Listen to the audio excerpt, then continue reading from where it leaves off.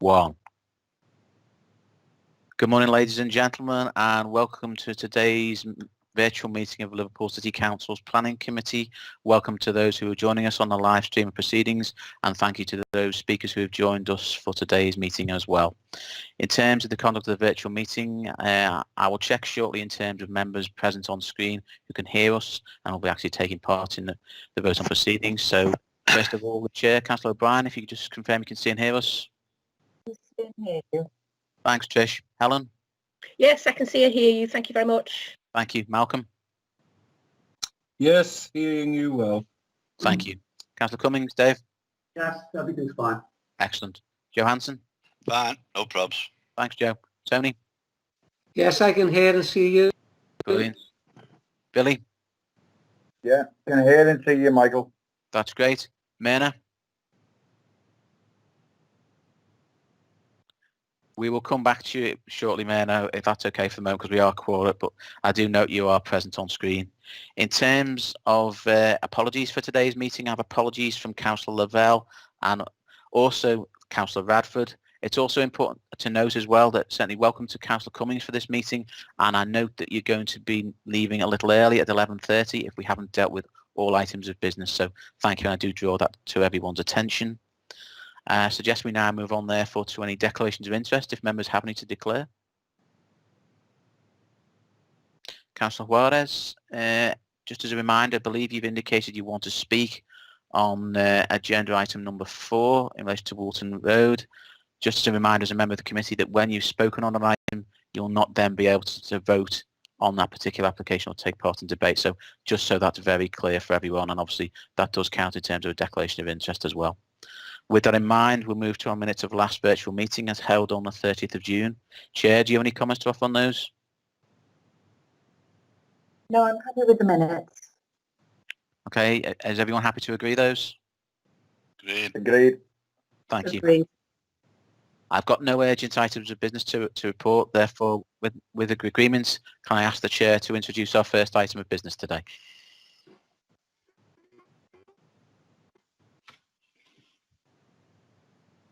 So our first item of business today is agenda item 4, Woolton Road, Liverpool 18, 8UZ. And I have a James Smalley registered as wanting to present. Thank you, Chair. I'm just going to ask my colleague to bring a presentation up on screen, and once that's visible on screen, if Mr. Smalley could unmute his microphone and turn on his camera feed, then he'll be able to talk to the presentation. It should be coming on screen very, very shortly now. Thank you. And it's coming on screen now.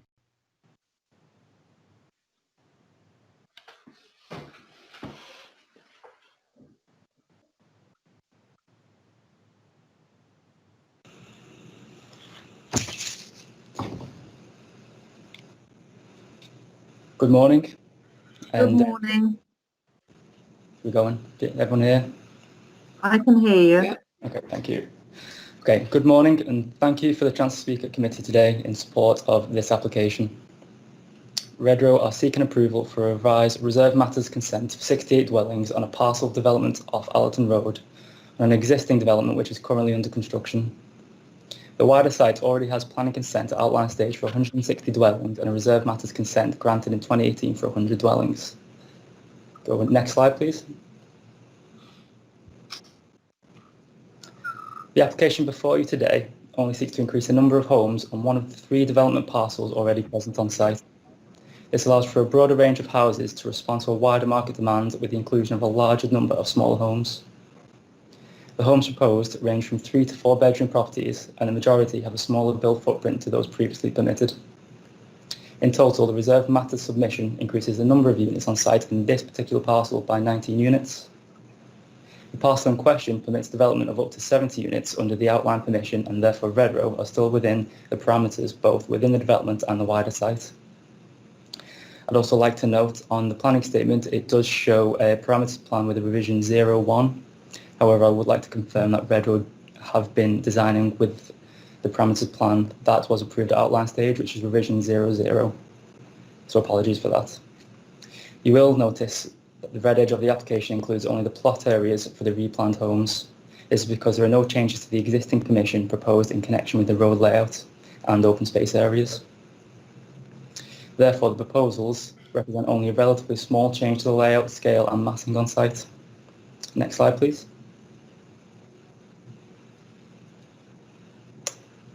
The house type vernaculars are derived from Redrow's popular heritage collection, which, although slightly smaller in size to the other homes on site, have the same design detailing and so will be in keeping with the other two parts of the development and broader site aesthetic. On top of this, we understand that the council has an increased focus on accessible homes. Within that vein, Redrow proposed to construct the housing within the application to an M42 standard, with a percentage of around 7.5% to Part M43. This approach has received support from the council's inclusivity officer and noted in the committee report as reasonable provision, given the limited weight that be attached to the emerging local plan. The scale of open space has not changed to the original permission, and there is still a large amount of proposed green infrastructure on site as was originally sought. All tree works on site are unaffected by the replan scheme, with works carried out in accordance with the approved plans. Therefore, the impacts of the revised scheme on biodiversity, habitat and heritage are no different to the scheme already approved. There are still three main accesses to the site via Woolton Road and Allerton Road, which remain all unchanged.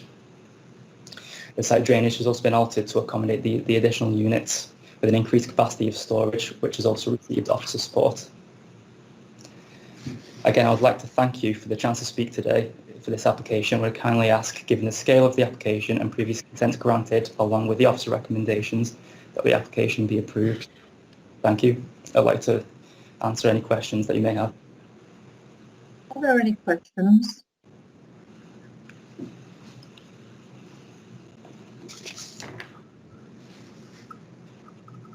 I can't see any hands going up. So we have two people who would like to speak. We have Councillor Juarez and John Davis. Normally I do ask councillors to speak first, so I would like to invite Councillor Juarez to speak for up to 3 minutes. Can you come in now, Councillor Juarez?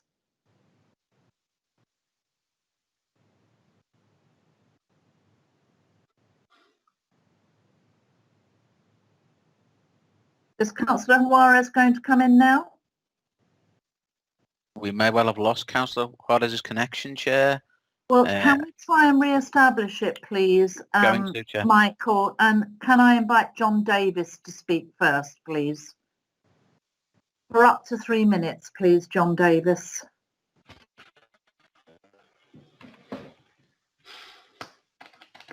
John, would you like to come in now?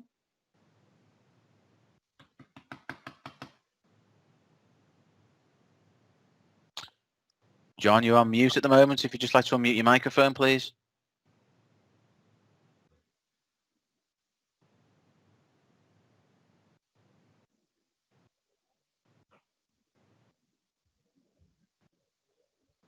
I can certainly try and unmute his microphone, but I'm not sure I have the ability to do that now. I don't have the option to, Chair, unfortunately. So we can't invite either of these two speakers at the moment. Myrna did indeed join our call, Chair. However, I saw her come in earlier. She's left, has she? Yeah, she doesn't appear to be on a call at the moment. Okay. But she's trying to rejoin now. Hope these others, Myrna will be rejoining us now, Chair. Hopefully we can hear. Myrna, would you like to speak now?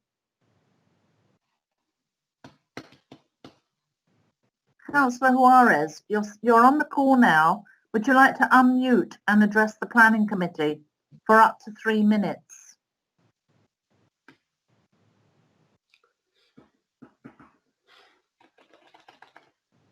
Chair, to assist, can I suggest that we pause continuation of this particular application to hopefully resolve matters for Councillor Juarez, and we move to our next item of business and then return to this one.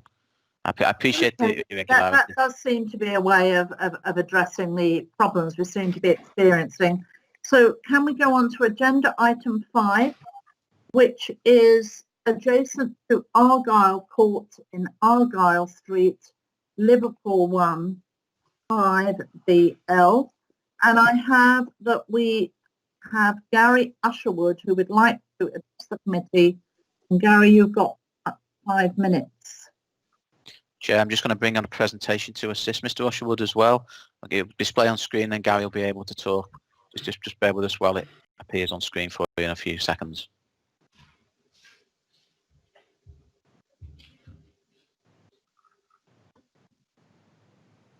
Thank you. You can go ahead now, Mr. Usherwood.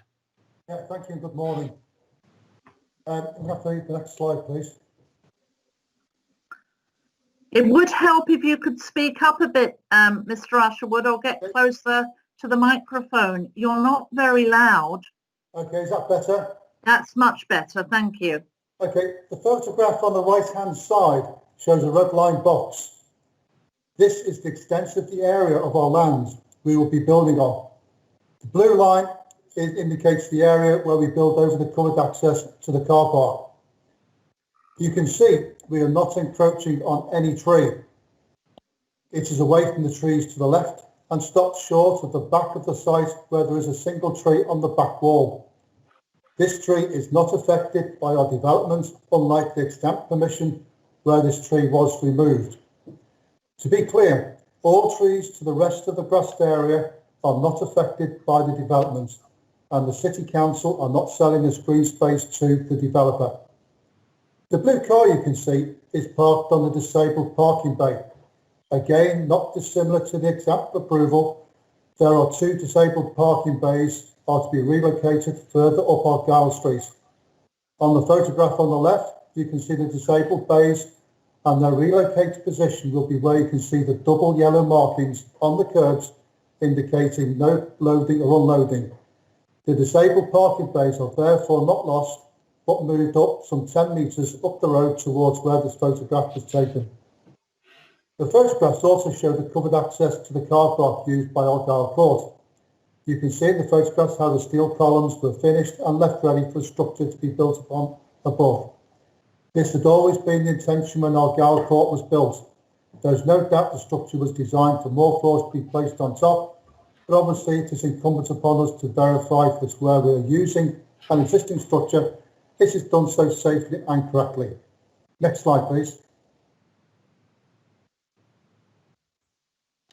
These 2 plans are essentially the same, but the one on the right shows a similar red and blue line as the previous slide, indicating the red area in our ownership which we are building on, and also the blue area over the covered access to the car park which we are building over.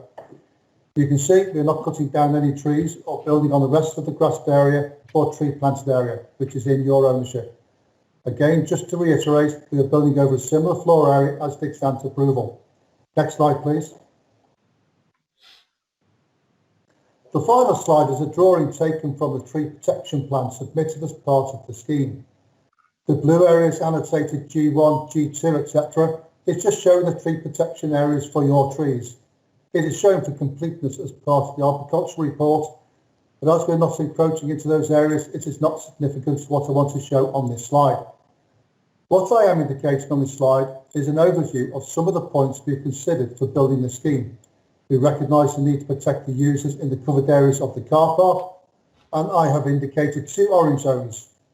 In these areas, we will look to form a bridge or canopy at the entrance and exit of the underpass. This will form a safe zone which will catch any material that may fall during the works. The 2 green zones are 2 areas we will look potentially to use as a lay-down area or location of a site cabin. There may be the need for a temporary partial road closure at certain times, but as you will see or will be aware, all these measures will need to be in agreement with the Highway Engineers Department using the normal procedures when building in the city centre. Similarly, any work in and around the covered access to the car park will be agreed with the adjoining owners under the Party Wall Act, and this will mesh into the health and safety legislation, specifically the CDM regulations, to ensure the work is undertaken in a safe manner in cooperation with the local users. There will also be an all-encompassing document, the Construction Management Plan, which will no doubt be a pre-commencement planning condition and will cover the construction of this development in much greater detail than I can describe here, and prepared by the construction company and approved by the planning department prior to the works commencing. Both the developer and the construction company are used to developing the buildings in inner city locations and are well placed to address the challenges that arise on these types of developments. I trust you will appreciate from the planning officer's detailed report that this scheme fits within the UDP and is compliant with planning policy and the emerging local plans. Thank you for listening, and I hope these few slides have been useful in explaining the scheme and addressing some of the comments raised during the consultation process in pictorial form as described in the planning officer's report. Thank you. Thank you. And are there any questions from members of the planning committee for Mr. Usherwood?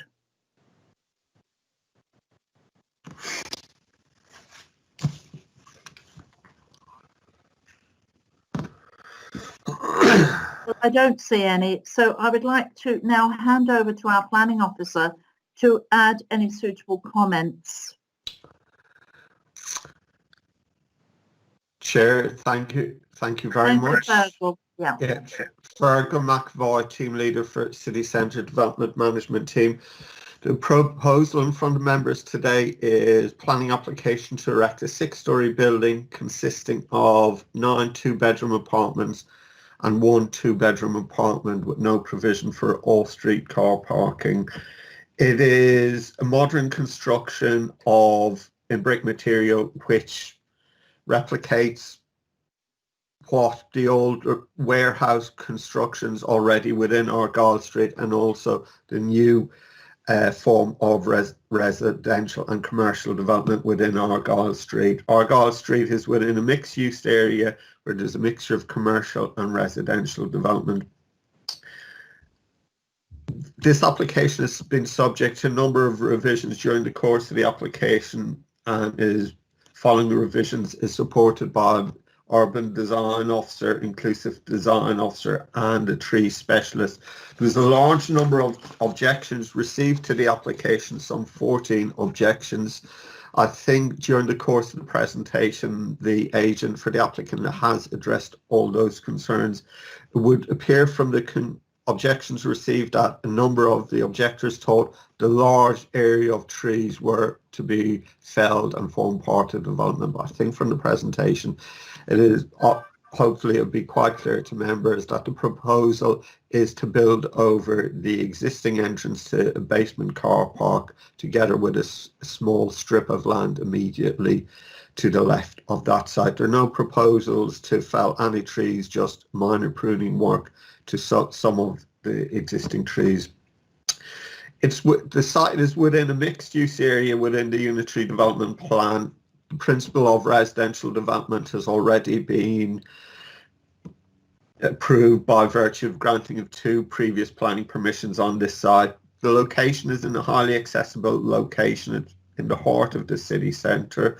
We're satisfied through appropriate conditions, servicing and access arrangements, together with appropriate mitigation measures in terms of construction, noise and overlooking of other residential properties can be mitigated against. In terms of height, scale and design, it's an appropriate height and design for this location.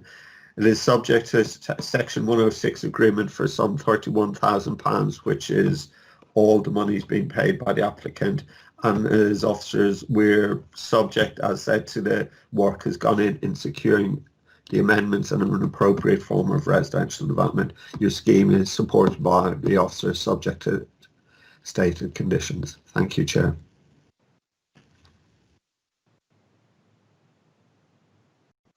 Any questions for our planning officer?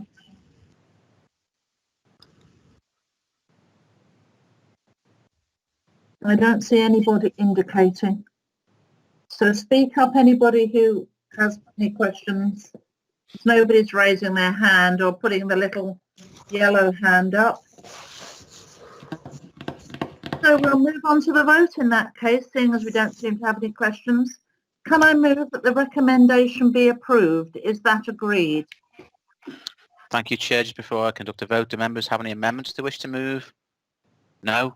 In which case, taking members in sequence. Trish, your vote, please. Agreed. Thank you. Councillor Concepcion? Agreed. Councillor Thompson? Agreed. Councillor Cummings? Agreed. Councillor Hanson, Agreed. Councillor Kennedy, Agreed. Councillor Marrat, Agreed. and Councillor Juarez, if she's back on the call now. Which I don't believe she is at this point, in which case the voting outcome is 7 in favour, none against and no abstentions. Therefore, the application is carried on that basis. Just before we move on to our next item of business, I certainly welcome to Mr. and Mrs. Versfeld, who have joined us for our item of business later on the agenda in relation to Strawberry Fields. If I could just ask you both to turn off your camera for the moment until we get to the actual agenda item, we'll bring you in accordingly, but certainly welcome to the committee. Chair, if you'd like to move on to the next meeting, but before we do so, I can confirm in relation to item number 4, I have now spoken to Mr. Davis, who had registered to speak objecting to the application, and he confirms that having heard the applicant's presentation and the confirmation from him in relation to the parameters plans, that he's happy to withdraw his objection on that basis. I would also note that Councillor Juarez is not yet back on, so you may wish to proceed to our next item and come back to the item separately, Chair. I will proceed to agenda item 6, Michael. But when I look on my list of people for the meeting, it does seem to me that Councillor Juarez does seem to be present on the list. So I don't know if she's having technical problems, but I wonder if somebody could try and get us a bit of clarity on this. I'm attempting to make contact with her. Thank you, Chair. Yes, thank you. So we're going on to agenda item 6 now, which is Oak Lane, Liverpool 12, 0HQ. And I don't have anybody down as wanting to speak, so I'd like to hand straight over to our planning officer, please. Thank you, Chair. My name is John Hayes. I am the team leader for development management in the north of the city. Chair, this is an application that I think of a type that is becoming familiar to this committee. It's an application to facilitate the rollout of 5G technology across the city, and the proposal is to erect a 17.5 metre high mast. The description refers to a 20 metre high mast, so apologies for that, and that will need to be amended. It originally came in as a 20 metre high mast, but following discussions with your officers, that was reduced down in size down to the 17.5 set out within the report. Chair, you'll see from the site plan that this is located on an area of green space close to the entrance to Croxteth Park, and your officers considered carefully the potential impact on the park, particularly given that the Croxteth Park is a registered heritage asset. However, given the distance away from the entrance and given the existing context, your officers were happy that it would not cause harm to that heritage asset or indeed to wider visual amenity. For those reasons, Chair, we consider it acceptable, subject to the stated conditions. The usual arguments, Chair, around health and concern about the impact of these proposals on health, again, is addressed in the report, but suffice to say that there is little your officers can do, provided there is an ICNIRP certificate provided with the application, which of course there is in this particular case. Happy to answer questions, Chair.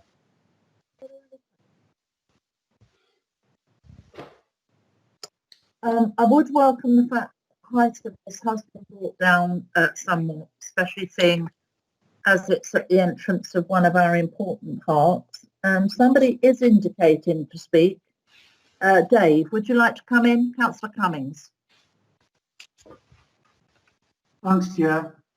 John, I don't have the notes in front of me. Is there any visualisation, any picture evidence of how it would look at the entrance of the park? I'd have to ask the committee clerk that, Chair. Certainly, I would hope there is. Do we have any visuals, Mike?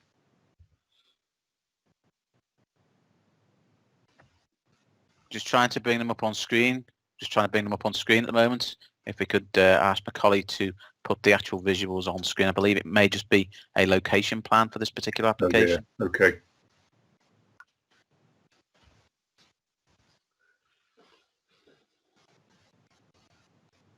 just to add to what I've requested, I'm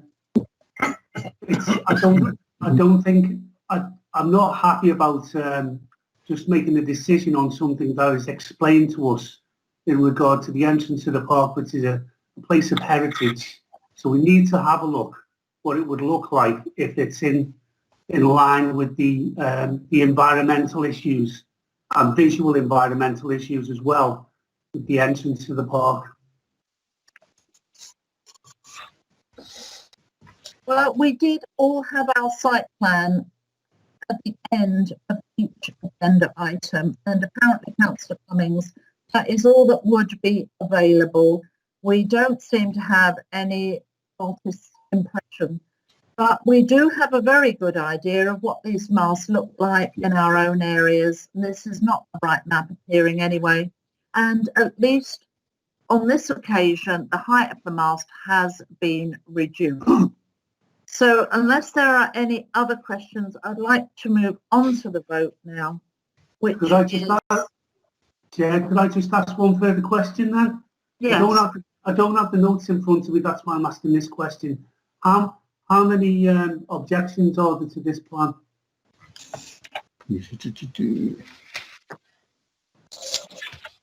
There were 15, Chair. And what are the comments of the local councillors? The 3 ward councillors were notified, and we had an expression of concern by Councillor Daniel Barrington, who supported the local residents' objections to the proposals. Thank you. So I would like to move on to the vote now. So can I move that the recommendation be approved? Is that agreed?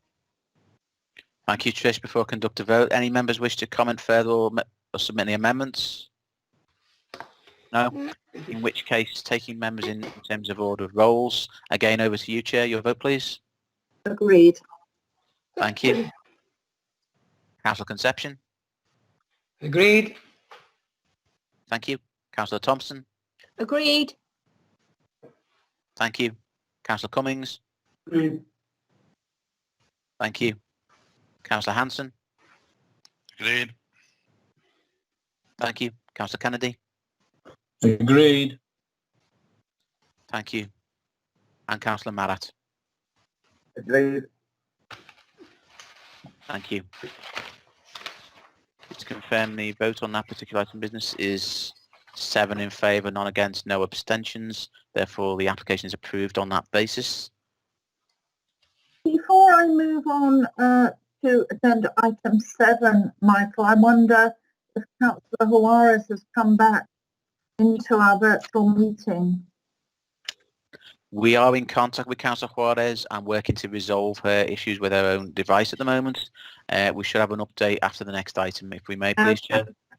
So we'll move on to agenda item 7 now, which is 214 Molyneux Road, Liverpool 6AW. And I would like to invite Richard Byrne to address the committee for up to 5 minutes.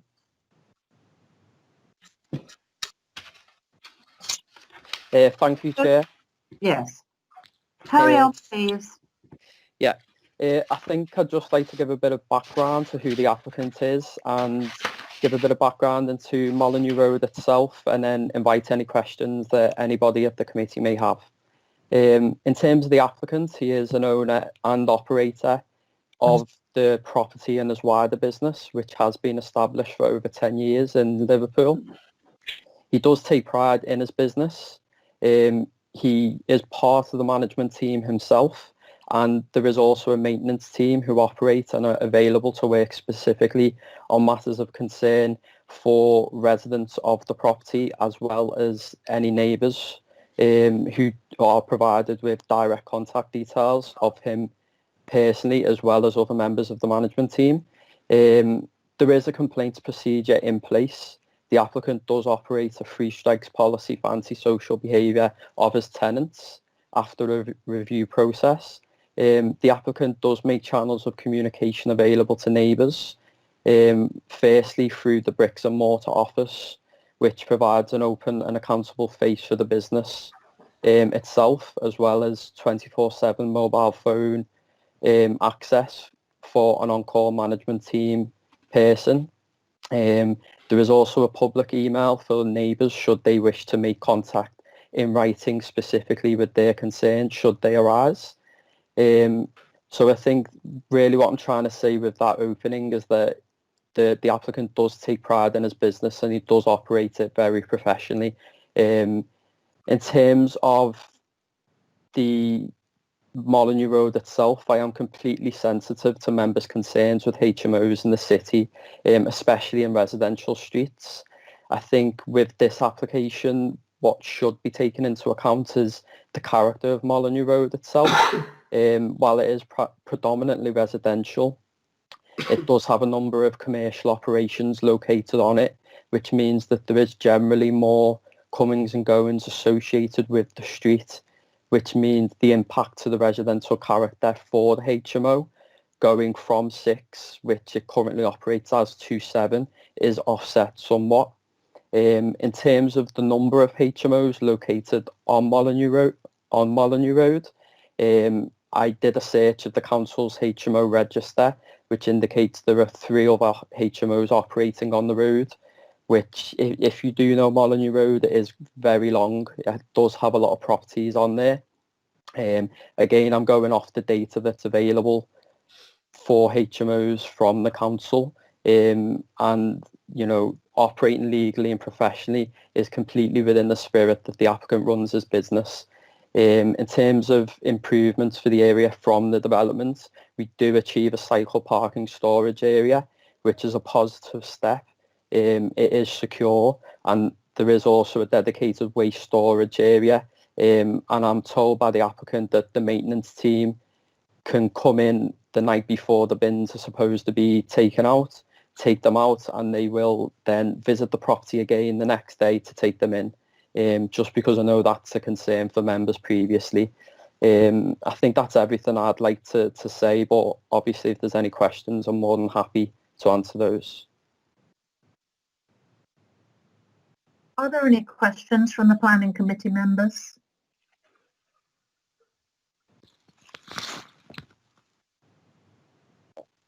No, well, in that case, thank you very much, Mr. Byrne. We're always pleased to hear that people are going to practice responsible management of houses of multiple occupation. Mm-hmm. Can I hand over to our planning officer now? Thank you, Chair. Again, a application which members are very familiar with. So this is a proposal for conversion of a property to a 7-bedroom HMO. You'll see from the report, Chair, that it already has permission through a certificate of lawfulness to operate as a 6-bed HMO, together with various physical extensions which have now been implemented. The proposal is simply to add an additional person to the accommodation by utilising an area within the roof space. The report sets out the various policy issues, particularly in relation to that additional roof space element and the amount of outlook. Your officers are happy that the proposal complies with standards in relation to the size of rooms and the provision of toilets and bathrooms and kitchen space, etc. The only other point I would make, Chair, is obviously it's welcome to hear the comments from the applicant's agents in relation to the management of the property, but clearly this planning committee only has limited control over that. You are granting permission for an HMO, not the specific day-to-day management of it, but obviously that it is welcome to hear that these are well-operated facilities. Happy to answer questions, Chair. Are there any questions?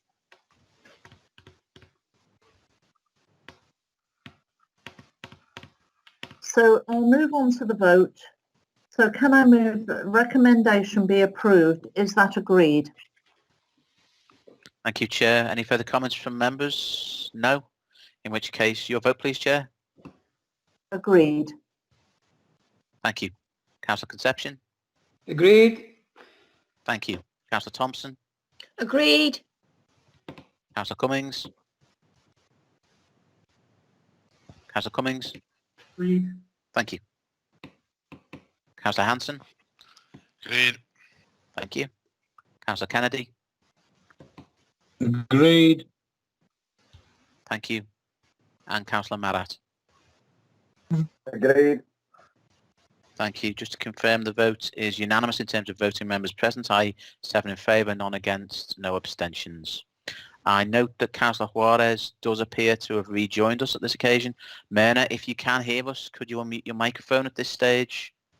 Just to see if we can actually pick you up, otherwise we'll continue to try and resolve your technical issues and move on to the next item. Myrna? Yeah. Yes, hello, I can hear you.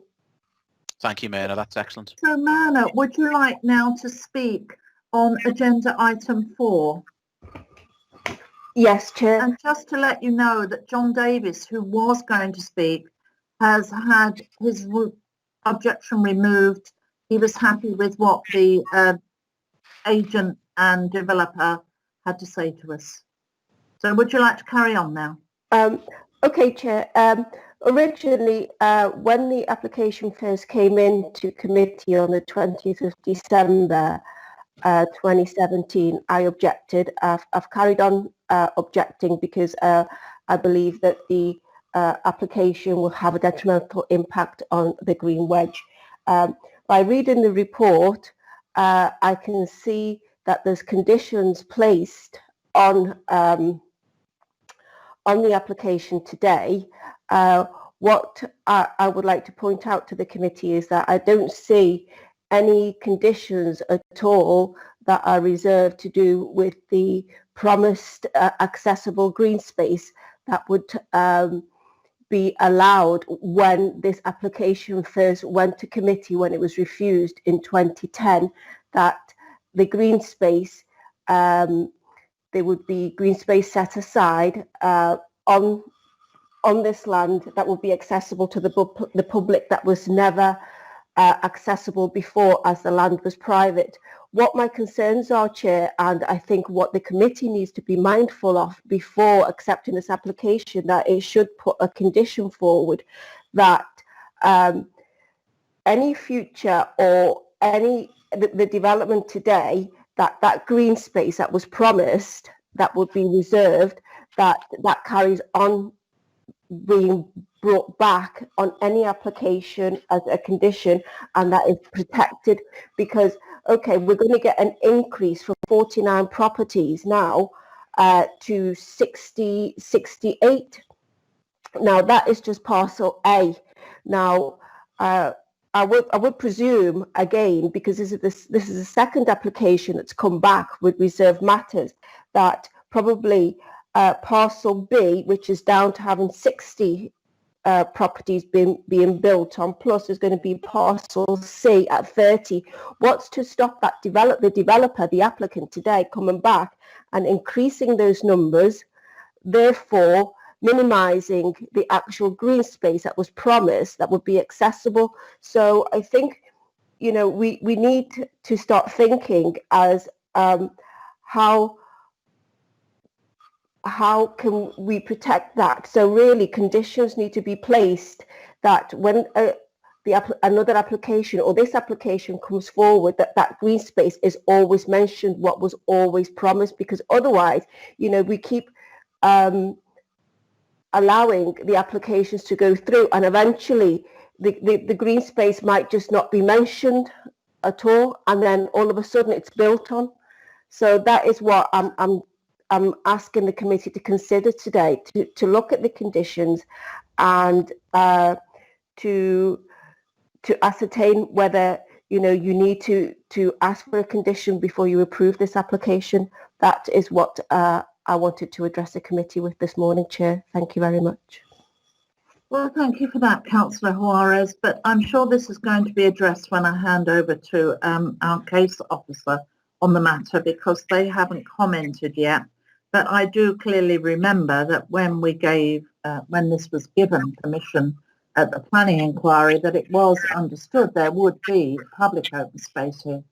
And as you've mentioned, that would be a benefit because it was private before. So I'd like to hand over to our planning officer now.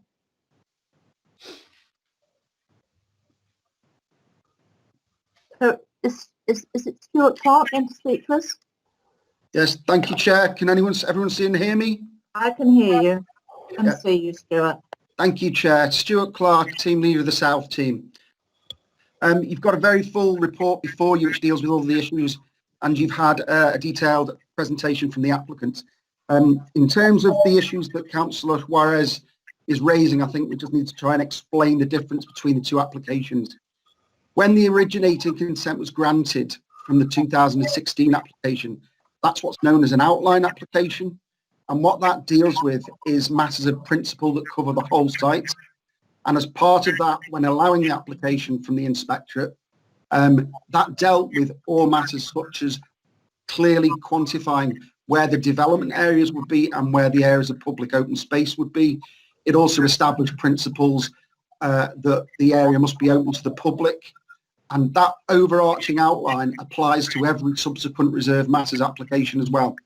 So even though this application is a variation of one that's been before, it sits on top of the outline. So all of the conditions that were on the outline consent are still relevant to this.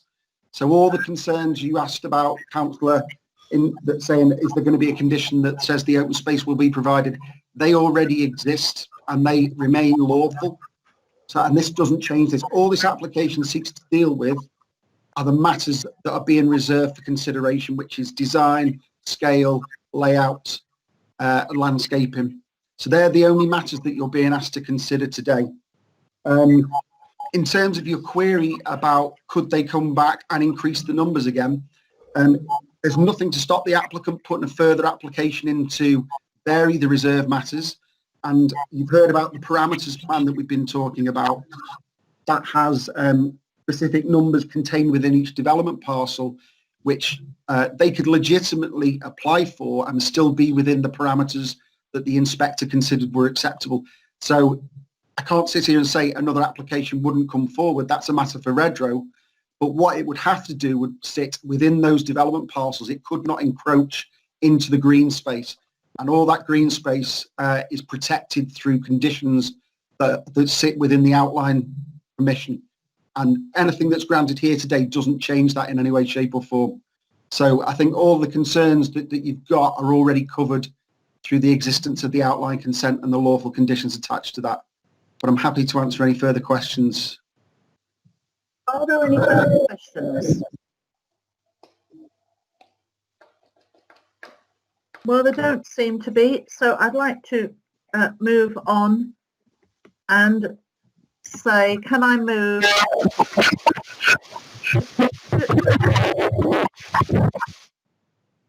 Nobody? I can hear a voice, but I can't see a hand up. No? All right. So I'm going to move that the recommendation as amended be approved. Is that agreed?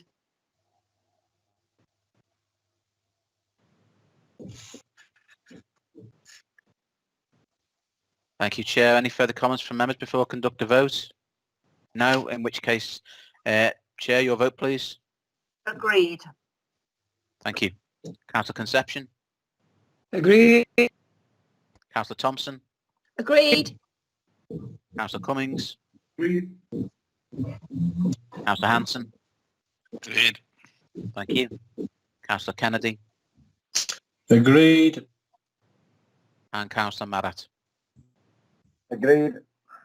Thank you. Just to confirm, in terms of voting members present, the vote is 7 members in favour, none against and no abstentions. Therefore, the application is approved on that basis. Chair, and we now revert to our original running order again. So we come in now on, I believe, under item 8. And this is Muirhead Avenue East, Liverpool 11 1EL. We don't have a presenter, but we do have Councillor Barry Kushner who would like to speak. So Barry, would you like to speak for up to 3 minutes? Chair, Councillor Kushner has also asked that an image be displayed on screen whilst he's addressing committee. So I'll now ask my colleague to place that image on screen now, if I may. That's fine.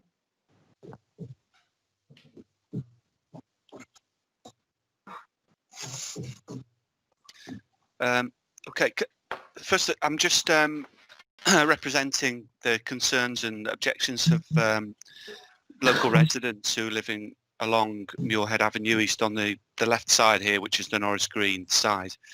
And I just want to make clear the objections have got nothing to do with any of these issues around health concerns or any spurious links to coronavirus or anything like that. It's purely around the visuals of the and the location of the masts, given what is already there.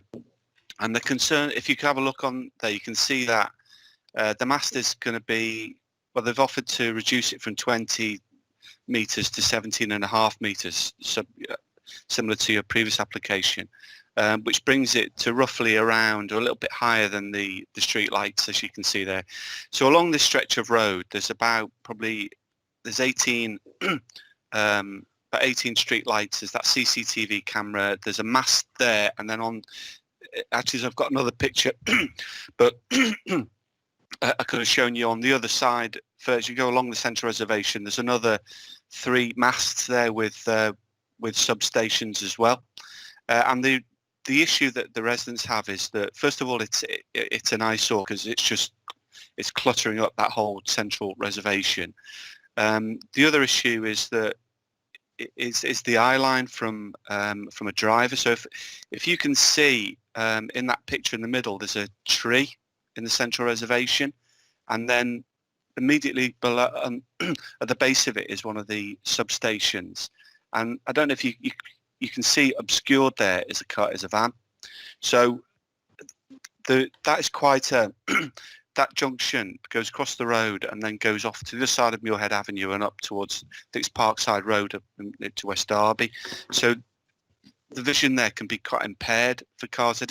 Can be a tricky junction. I know Highways have said they've had a look at this, but I don't know. I haven't seen what they did or what survey they did to look at the situation there.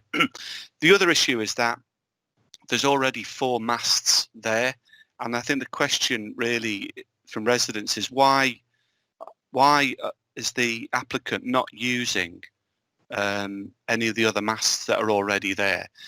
And if not, what's going to happen to the other masts that are already there? So is there any proposal for them to be brought down? So when we raised the question with a planning officer, I think the response was that they're using different technology to one of the masts which is already shared there. But I'm not really. It's not really clear whether that's absolutely correct. What that means? Can they change that? Why could they share it before? They can't share it now. And I think so. I'm really just looking on behalf of the residents, just looking for the view of the planning committee, really, to have to take a view of this, given the number of masts that are there already. And I think if you don't feel that you're in a position to reject the application at this stage, just at least to have a sort of delay to ask some further questions of the company putting it up about the use of the other masts and what will happen to the other masts and the substations when it goes up.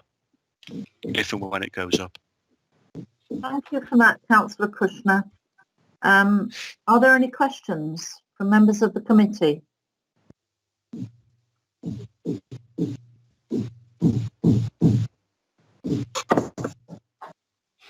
No questions? No.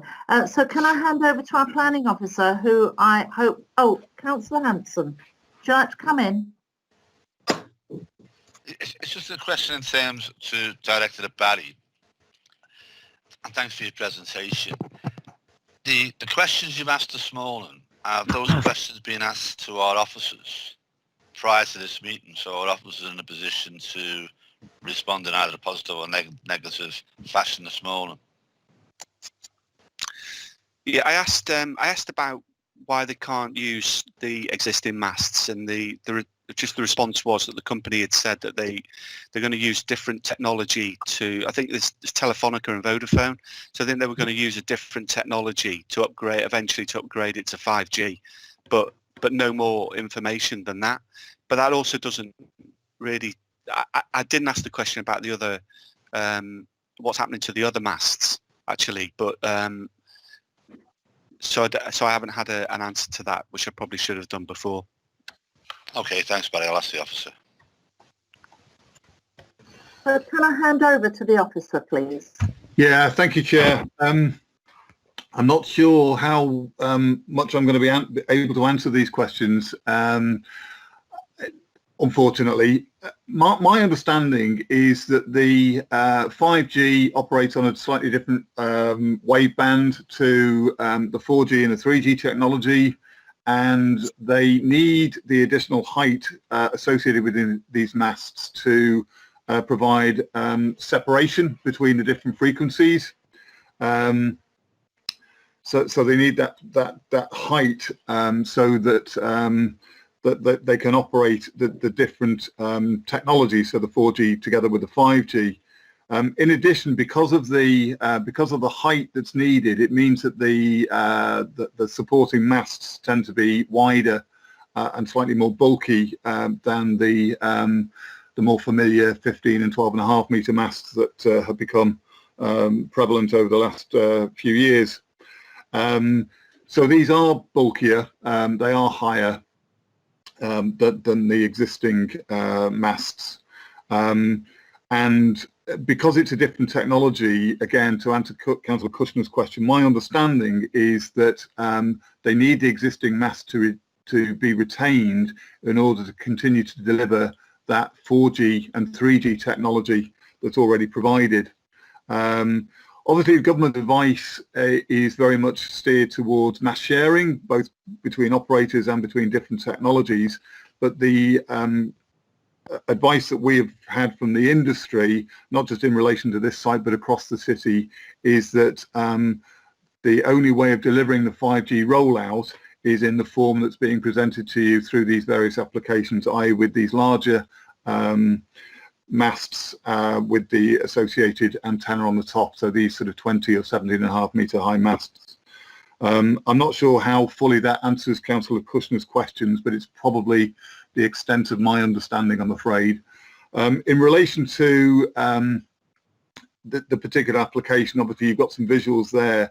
At the end of the day, these are simply matters of judgment. I do understand Councillor Kushner's concerns about the visual impacts. And that is absolutely right for this committee to have regard to. It's something that your officers consider when they're looking at these applications. But as I say, at the end of the day, it is a matter of judgment. And in this particular case, your officers have concluded that in this particular location, given that it is on the Central Reserve, it would not have a harmful impact in terms of that wider visual amenity. In terms of the potential impacts from for driver visibility, I think I would have to defer to my colleague Andy Dingwall, who might be able to pick up on that particular issue.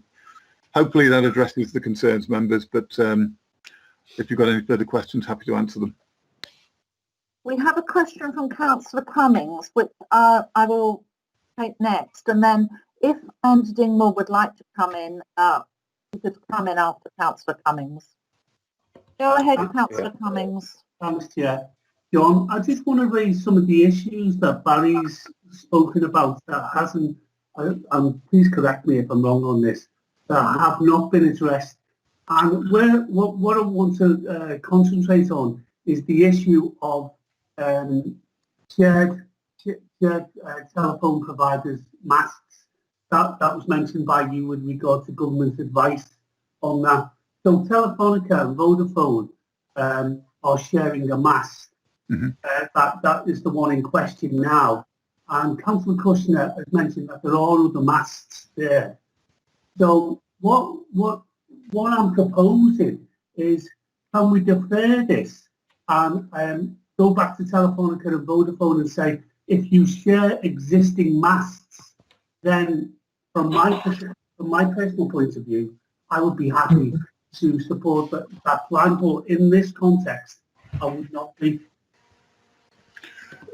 Chair, we can absolutely, as a committee, you can absolutely request a deferral and ask Telefonica that question.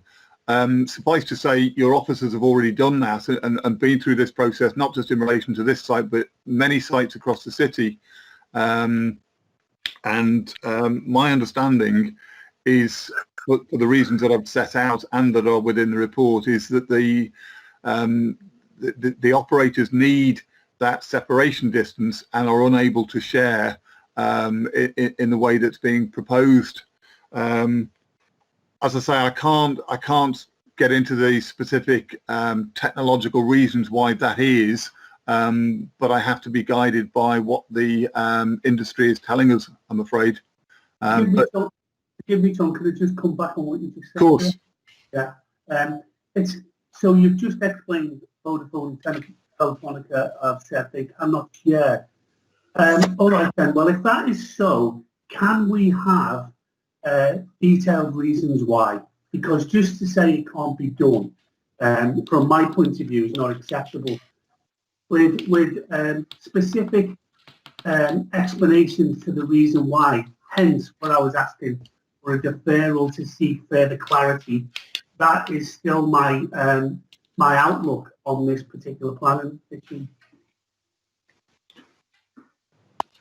Chair. Just to be clear, John, we are talking about a non-shared mast, aren't we? We are indeed, Chair. And yeah. then the existing mast would still stay. Yes. Because that's with another telephone Correct. company. Yeah. Or internet provider company. So I don't know if you can clarify on any of this at the moment. So on paragraph, Cummings is now saying he wants the mast to be shared. So on paragraph. What I'm not saying that, Chair. What I'm saying is there are other shared masts there, yeah. And Telefonica and Vodafone I would imagine they are sharing on those masts. And all I'm saying is, can we defer this to seek clarification why they cannot use the masts that are already there? Chair, can I draw your attention? I know Councillor Cummings hasn't got the agenda in front of him, but I'll draw your attention to paragraph 2.3 of the report, and I'll read it out for everybody's benefit. So it says, an objection was raised regarding the increase in the number of masts in the area. The applicant states that different operators have different needs with regard to the rollout of 5G technology. And while Telefonica and Vodafone do use the same equipment for 3G and 4G, they use different equipment suppliers for the 5G rollout. As such, a shared streetwork structure that would be able to support the required equipment needs for each operator is not available, and therefore a two-pole solution is necessary for the equipment relating to these operators.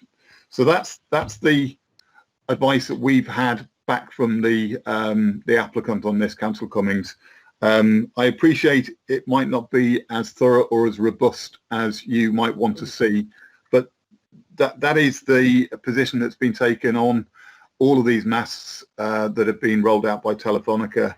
And I know that we've tried to seek further clarification, but as I say, that's the advice we get. I can't answer questions around what the difference is in between those the technology or the equipment suppliers. I don't have that technical knowledge, unfortunately, but as I say, I'm guided by the applicants and the industry here. Well, thanks for that, John, but as you said, there is no detail there, and that was the reason for my request for a deferral or to seek further scrutiny on that issue. Yeah.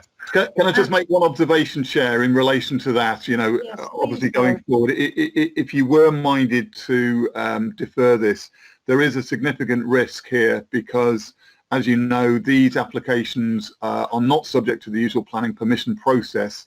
They're subject to what's called a prior approval process. So these masts are effectively permitted development, i.e. they do not require planning permission. Consent is already granted, effectively, but that is subject to what's called a prior approval process. And through that prior approval process, your officers are only allowed to consider siting and design of the mast. And obviously that's what you as a committee and we as officers have done in relation to this and others. But there is a default position where if the decision is not determined within the statutory 56 days or other period that has been agreed with the applicant, then it will by default be granted permission anyway. So if you were to defer it, there's a risk that the telecommunications operator, the applicant, would not agree to a further extension of time in which to consider the matter, and therefore it would fall to be granted by default. So it just comes with that caveat, Chair. So I want to move on. We've got two other people who wish to speak. So can we have Councillor Marrat next, followed by Councillor Kushner again? Billy, would you like to come in? Yeah, thanks, Chair. I'd just like to raise with John, the planning officer, and everything. John, these firms send out notification in advance saying what they're going to do and everything. We would value your comments and everything, right? Mm-hmm. The local councillors. John, as an Anfield councillor, I'd reply to these. So Councillor Rosgrove, and I think Leonard Simic has. But we never get any feedback, John. No. We send in our complaints to Telefonica and everything and say, thanks for letting us know. These are the issues we've raised or, come up. And there's never any feedback at all from this company. And it's sickening, John. Yeah, I don't know why they send a letter out to us to ask for comment. Absolutely understand those comments, Councillor Marrat, and I have some sympathy with the points that you make. The telecom industry is obliged that there is a system known as the 10 commitments, and that is a sort of code of conduct that the various operators agreed to abide by. My understanding it's non-statutory, but one of the commitments is that they will advise local councillors and seek their views in advance of submitting applications. They also obviously seek the views of officers prior to applications coming in. What your officers have said in relation to formal pre-apps is that they need to pay. If they want specific advice on specific applications, they will need to pay, and there does seem to be a reluctance by the industry to do that. In terms of the communication with individual ward councillors, I understand the point that you make, Councillor Marrat, but that's it's probably over and above what happens in a lot of other scenarios with planning applications. That there isn't any requirement, to the best of my knowledge, to provide feedback, but clearly they will listen. Whether or not they're able to then make modifications to the location or to the design is ultimately a matter for them. Hopefully that answers some of your concerns, Councillor. And I'd like to invite now Councillor Kushner to come in, and then Councillor Hanson. Yeah, I just wondered what Vodafone's view is. I mean, I don't know what they mean by the difficult. I think the answer that I got didn't go into any particular detail about what the technology is and why there's a difference in technology when the technology is okay to be shared on 3 and 4G, but not with 5G. And obviously, 5G, the coverage is absolutely is really important, and the last 4 months have shown us how important that is. So I think we want that to happen, and the residents want that to happen, obviously. But it seems a bit.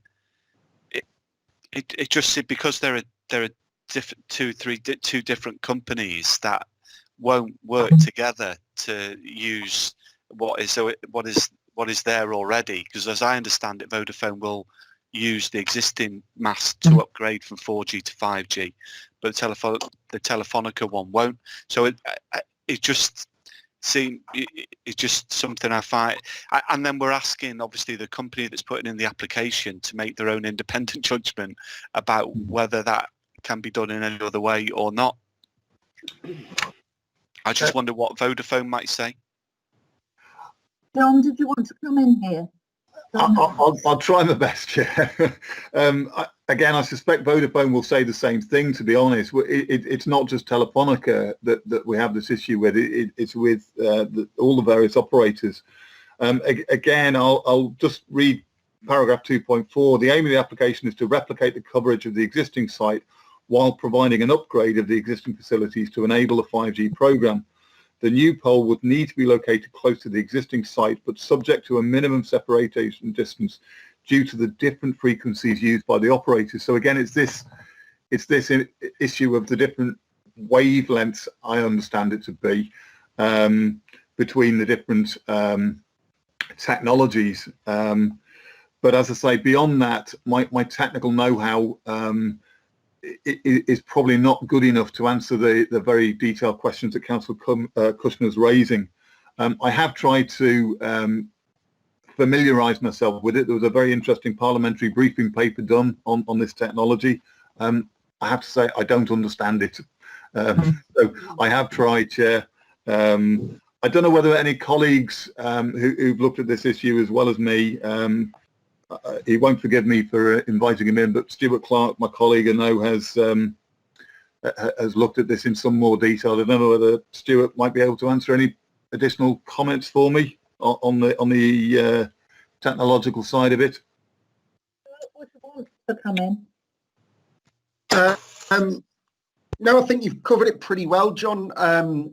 The bandwidths, the vertical stacking is because each G or each generation runs off separate wavelengths, yeah, and they need to be vertically separated, and that's what drives the height. I think the issue with this one, this is a Telefonica one, John. Yeah, it is. Yeah, thanks, Chief. Yeah. So this will be one because they're not mass sharing with Vodafone.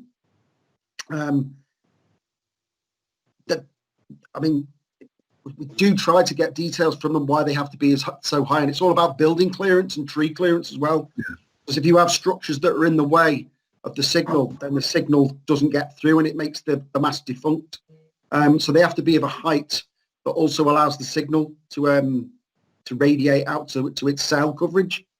In terms of the reasons why Telefonica and Vodafone won't mass share, I must admit it's something I don't fully understand. Yeah.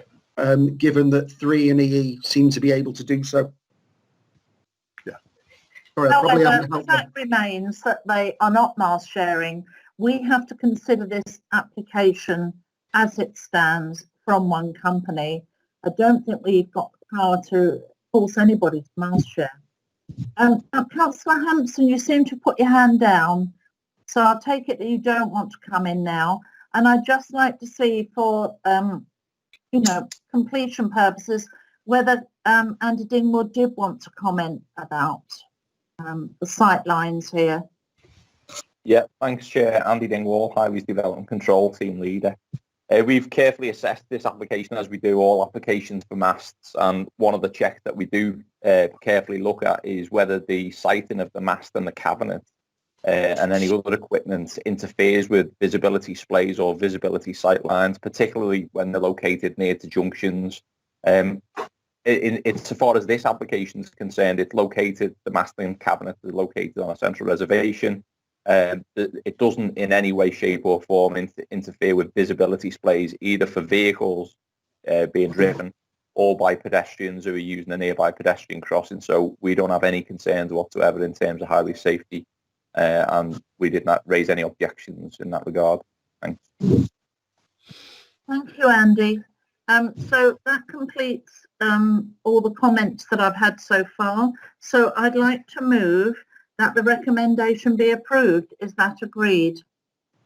Yeah, can I come in and request a deferral? You can, Councillor Cummings, but you would need to be supported. On the grounds of what I've explained previously. Michael, would you like to come in about this and see if anybody's prepared to support Councillor Cummings? Thank you, Chair. Just to recap in terms of the matters raised by Councillor Cummings earlier in debate, it would seem that he's seeking to defer the termination of the application and that the applicant be requested to submit further technical and operational information as to the nature of it being a single operator mast and why alternative sites or locations of existing masts could not be used for purposes of sharing. I think that's correct, Dave, if you're happy with that. Okay, Councillor Juarez, I believe you raised your hand. Was that to indicate support for that amendment? Yes, okay. I'm willing to support the amendment. Okay, thank you. In which case I will conduct a vote on the amendment on the basis that I've just outlined on behalf of Councillor Cummings. So, taking members in order first. Chair, your vote in relation to the amendment only. Against? Thanks, Trish. Councillor Concepcion. Against. Thank you. Councillor Thompson. Against. Thank you. Councillor Cummings. For. Thank you. Councillor Hanson. Against. I'm getting terrible audio feedback here. Half of this I'm missing. Okay, if members will bear with me to try and resolve with Councillor Hanson, I'm going to mute everyone, so just bear with me a second. Councillor Hanson, has that resolved the feedback from your end? If you just unmute your microphone and confirm your vote again, please. Joe. Okay, moving on. Councillor Kennedy, just unmute your microphone and confirm your vote. I'm against. Thank you, Malcolm. Billy. Against. Thank you. And Myrna. For. Thank you. Just all mute your mics again. That covers the clarity. That's great. Thank you. Just to confirm the outcome of the vote on the amendment, that is 2 members in favour of the amendment and the remaining 6 members of committee present are against. Therefore, the amendment falls on that basis. And we now revert to the chair's motion. So again, just to conduct a vote. Over to you firstly, Chair. Your vote, please, on your original motion. Agreed. Thank you. Councillor Concepcion. Tony, just to reiterate, because your mic appears to be on mute.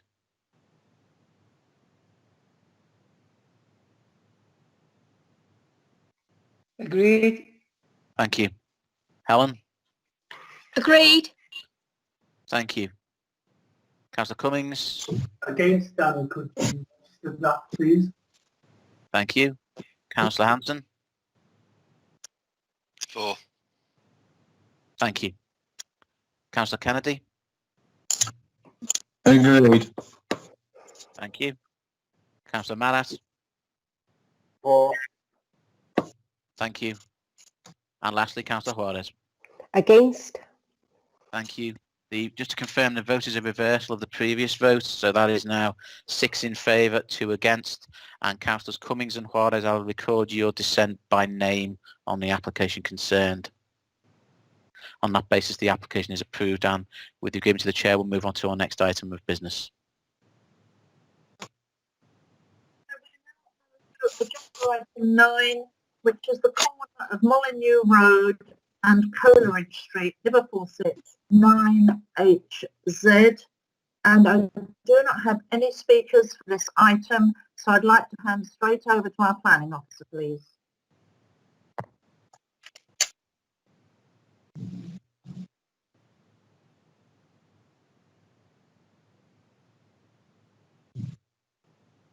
John, would you like to come in? I do beg your pardon, Chair. Can everybody hear me? I can, yes. Yeah, I'm sorry about that. Thank you, Chair. Yeah, this is another application for telecommunications equipment. This is slightly different insofar that this is a 15-metre high mast rather than the usual 20. It's by a different operator.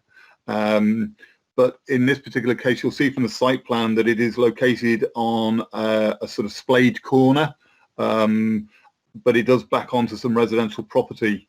So it is slightly different from the previous telecommunications equipment that you've seen this morning, insofar as they have been on fairly wide central reservations. So you'll see here from that plan that this is located at the backs of houses on a, as I say, on a splayed corner. However, your officers are satisfied that given the reduced height here, they are slightly slimmer than the 20-metre high poles, that there is sufficient access for wheelchair users and pedestrian users of that footpath, that we're happy to make a recommendation that this is approved subject to the conditions stated. Happy to answer any questions again, Chair.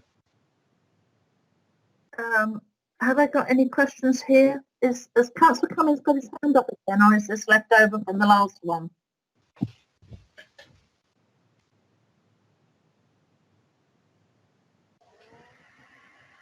No. So can I move to the vote? I don't seem to have any additional questions. I think Councillor Cummings has actually left the room. I think his hand's just been raised electronically and left over from our last item. So can I move that the recommendation be approved? Is that agreed?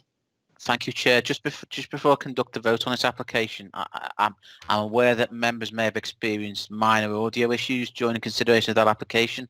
So can I just, members who are present, confirm if you were able to fully hear the debate for this particular item so that you're making an informed decision, just to check that. If members could confirm and indicate your agreement or otherwise, if that's the case. So, Councillor Concepcion, could you hear okay? I could hear okay, Mike. Thank yeah, you. Thank you. Councillor Juarez, could you hear okay? Yes, I can hear fine, thank you. Okay. Councillor Hanson, I believe you had some difficulties. I couldn't hear anything. I couldn't see anything. The whole screen was frozen. So the whole item, whatever it is, I don't know. Can't participate, so I won't be voting. Okay, noted. Thank you, Councillor Hanson. If the same occurs on the next item of business, if you let me know immediately, I'll repeat the item just for purposes of clarity to take part. Michael, I text you twice. Yeah, as I said, I'm trying to resolve issues as well as clocking. No, I'm not having a go. Appreciate that. I'm just telling you. Well, I won't swear. Go on. I appreciate your frustration and I very much appreciate your comments. For purposes of clarity, I think it may be beneficial and to enable Councillor Hanson to actually have taken part, if John could recap the issues in relation to this application, just for purposes of clarity. Obviously, this is the action we need to take in terms of virtual meetings. So I appreciate members' patience, but I think it's important that members have full opportunity to take part. So if I could ask my colleague to again put the images on screen, and we'll just recap the application so that Councillor Hanson can see clearly. It'll be coming on screen now.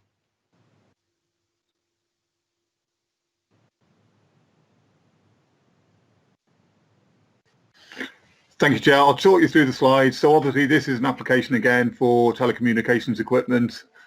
This is a 15-metre high mast rather than the previous 20-metre high or 17.5-metre high mast that you've been considering. It's different from those previous items insofar as this is located on a splayed corner rather than within a sort of central reservation where you've got a sort of wider spacing. So this is going to be located on a well-used footpath. However, we're satisfied that there is sufficient distance for wheelchair users and the like. And in terms of the visual impact, you'll see from the next image, hopefully that's the existing. So there's the proposed image of the telecommunications equipment. You'll see from the site plan that's on your agenda papers that this is located quite close to the rear of properties. But given that this is slightly slimmer than the masts that you've dealt with previously, and given its slightly lower height, your officers are satisfied that it would be acceptable within the street scene, would not have a harmful impact on wider visual amenity, and for those reasons, Chair, we have recommended approval. Happy to answer any further questions. Are there any further questions? So can we now move on to the vote, which I've already proposed?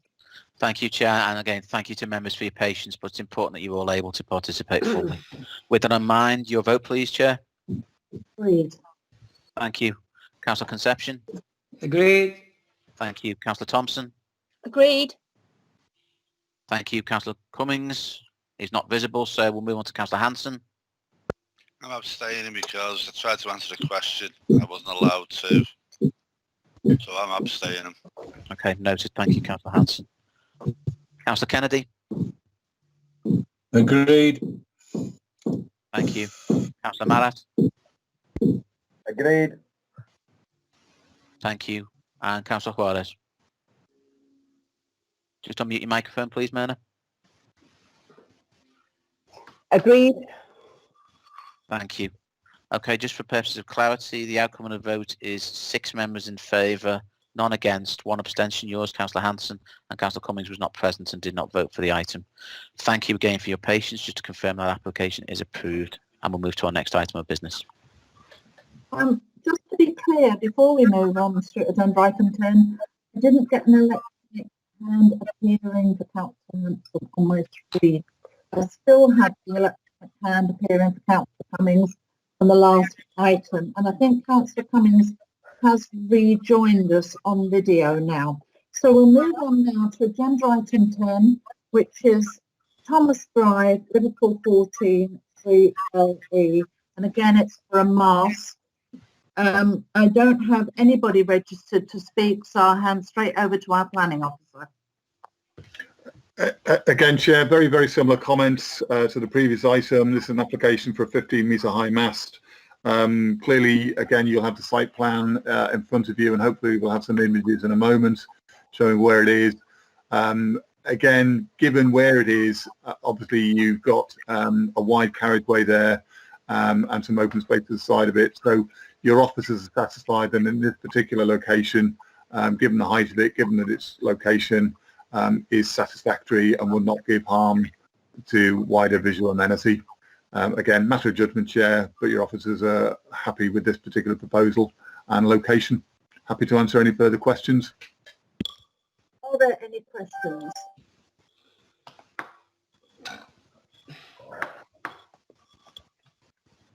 So can I move that the recommendation be approved? Is that agreed? Thank you, Chair. Just to confirm, there's no comments from members, in which case we'll move to the vote on the application. Chair, your vote, please. Agreed. Thank you. Councillor Concepcion. Agreed. Thank you. Councillor Thompson. Agreed. Thank you. Councillor Cummings. Agreed. Thank you. Councillor Hanson. Agreed. Thank you. Councillor Kennedy. Agreed. Thank you. Councillor Marrat. Agreed. Thank you. And lastly, Councillor Juarez. Agreed. Thank you. Just to confirm, of those members present today, all members have voted in favour. That is 8, none against, no abstentions. Therefore, the application is agreed. And we move on to our next item of business. Thank you, Chair. So we move on now to agenda item 11, which is the Met Quarter, 43 Whitechapel, Liverpool 6DA, and I have registered Julia Bunting as wishing to address the committee. So would you like to come in now, Julia? You have up to 5 minutes. Hello, good morning. Thank you very much for giving me this opportunity to speak on behalf of Met Quarter.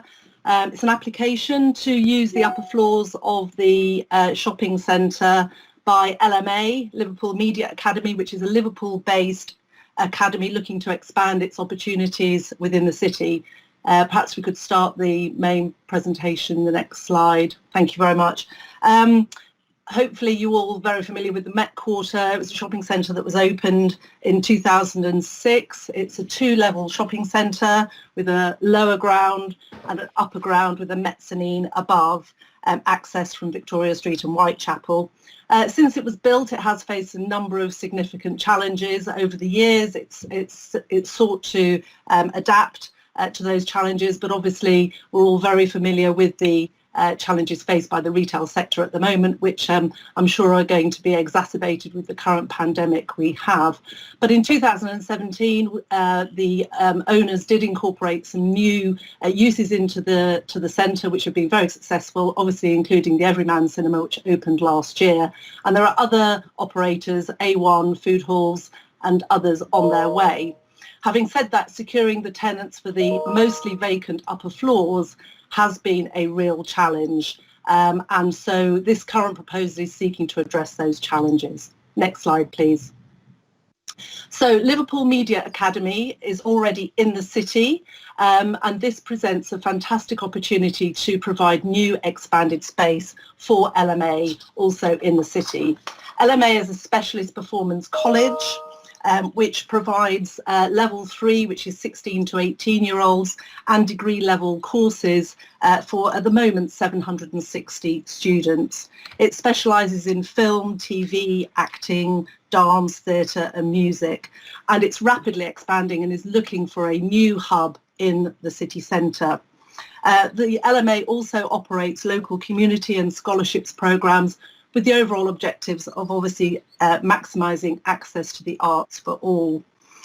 In the Met Quarter, the LMA would create a super campus which will fill the centre with instant activity as many students flow in and out on their daily lives. We feel it's going to be complementary to the existing retail and leisure uses, and there's a real potential to create a mixed-use concept with real synergies, and all of the key traders who exist within the centre are in support of the proposals. Next slide, please. So here's some views, which again, hopefully you're familiar with. The upper view there is of the existing mall, looking towards Whitechapel, which shows the lower ground, and then the upper ground areas with the mezzanines, which are above the signage levels, which you can see. And then below are two images which will show an artist's impression of how LMA would look within the centre, with significant amount of activity, interest and active frontages. Next slide, please.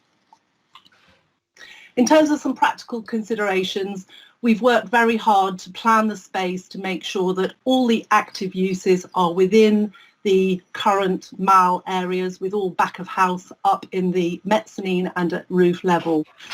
Most of the activities are non-amplified, and the layout has been carefully worked out to minimise any noise impacts within the building, particularly for existing traders. New facilities are going to be incorporated for shower facilities, WCs, and full public access will be maintained, and all facilities are being made adaptable for the disabled. There is existing 24-hour security within the centre, and this is going to be expanded to all the LMA activities. So we're very confident that all of these measures will make sure that we'll protect the levels of amenity and security for both the existing businesses, but also the local area. As you all know, this is a highly accessible location with great access to public transport, and most students and staff use public transport, but we are incorporating some new cycle spaces within the centre to encourage cycle use by students and staff. Next slide, please. So in terms of the overall planning benefits, we're well aware that current policies within the plan, the UDP and the draft plan, look to protect and enhance the MRA, the main retail area, as the regional shopping destination. But other uses, town centre uses, are also supported, including education. And the Met Quarter has concluded that there really is no prospect of the upper floor and mezzanine retail space being used as long-term viable retail space. Hence, we've been looking for other uses to fill that space.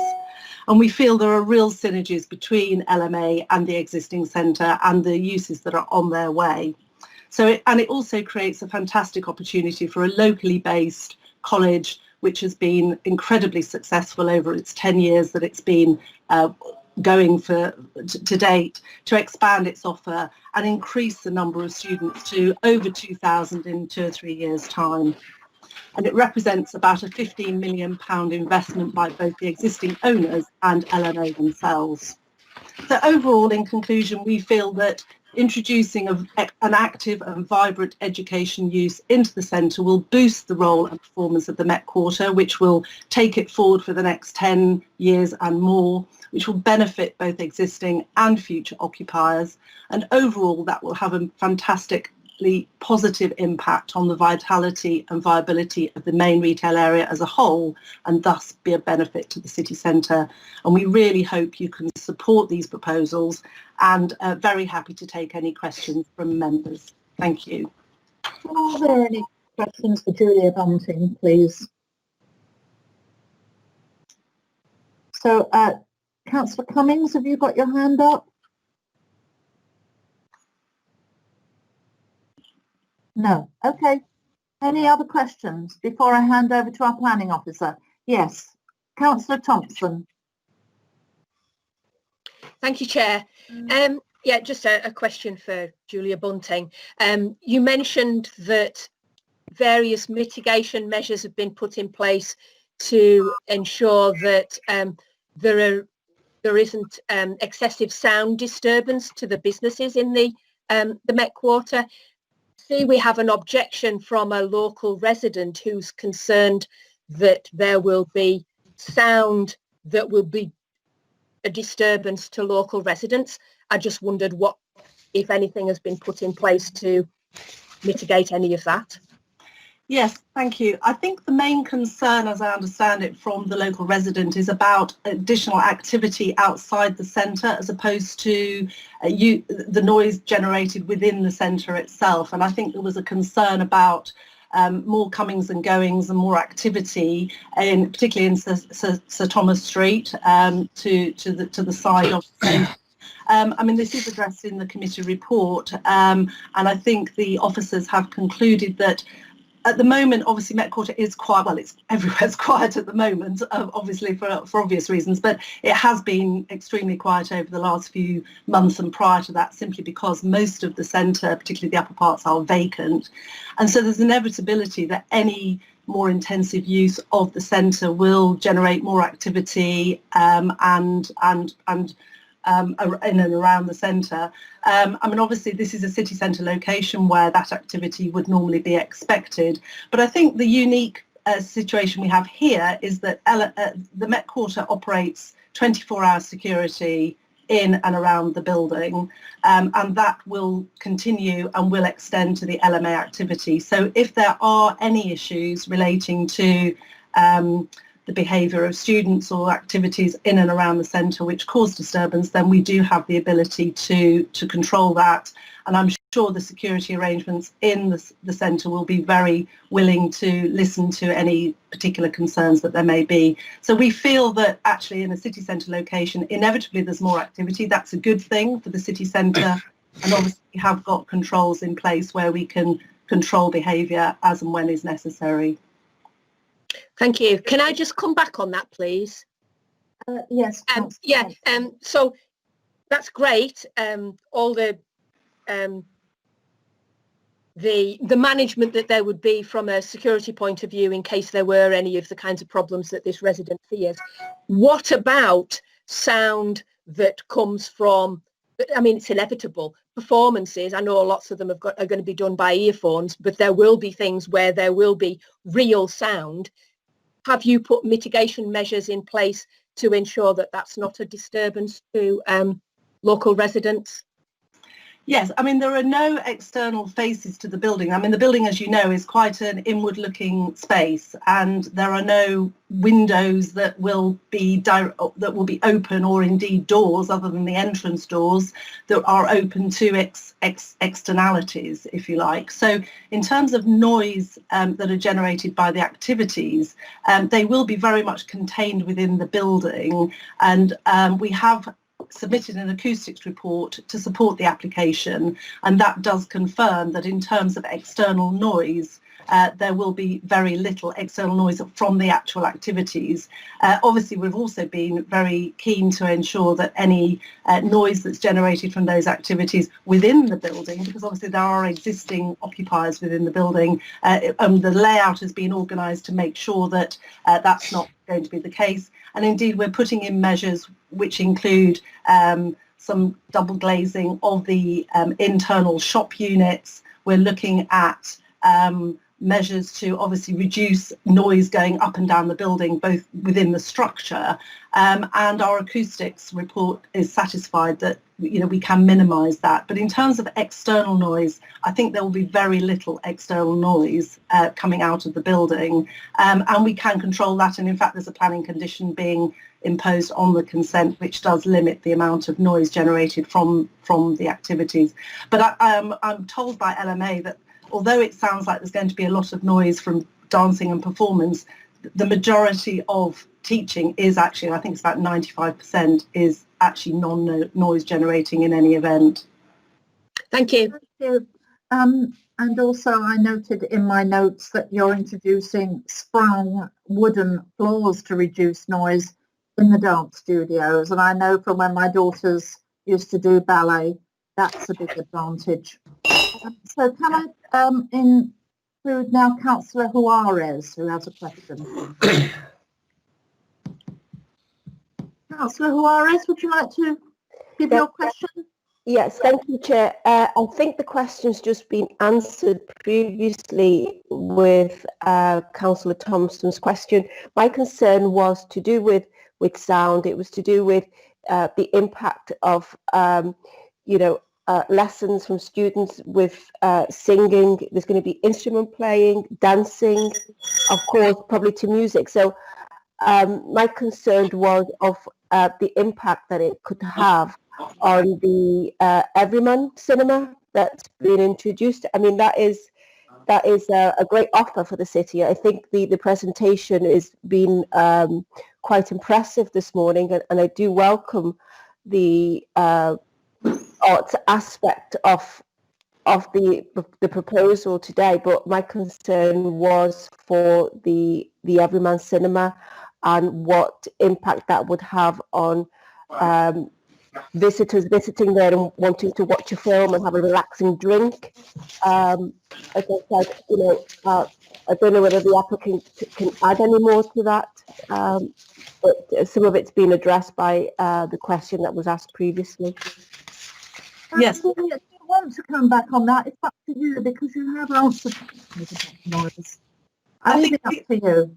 I think the only point I would just make is that the Met Quarter have brought these proposals forward in complete cooperation with the existing traders. Obviously, Everyman's been a fantastic new introduction into the centre. So obviously, we want to do everything we can to obviously protect that use.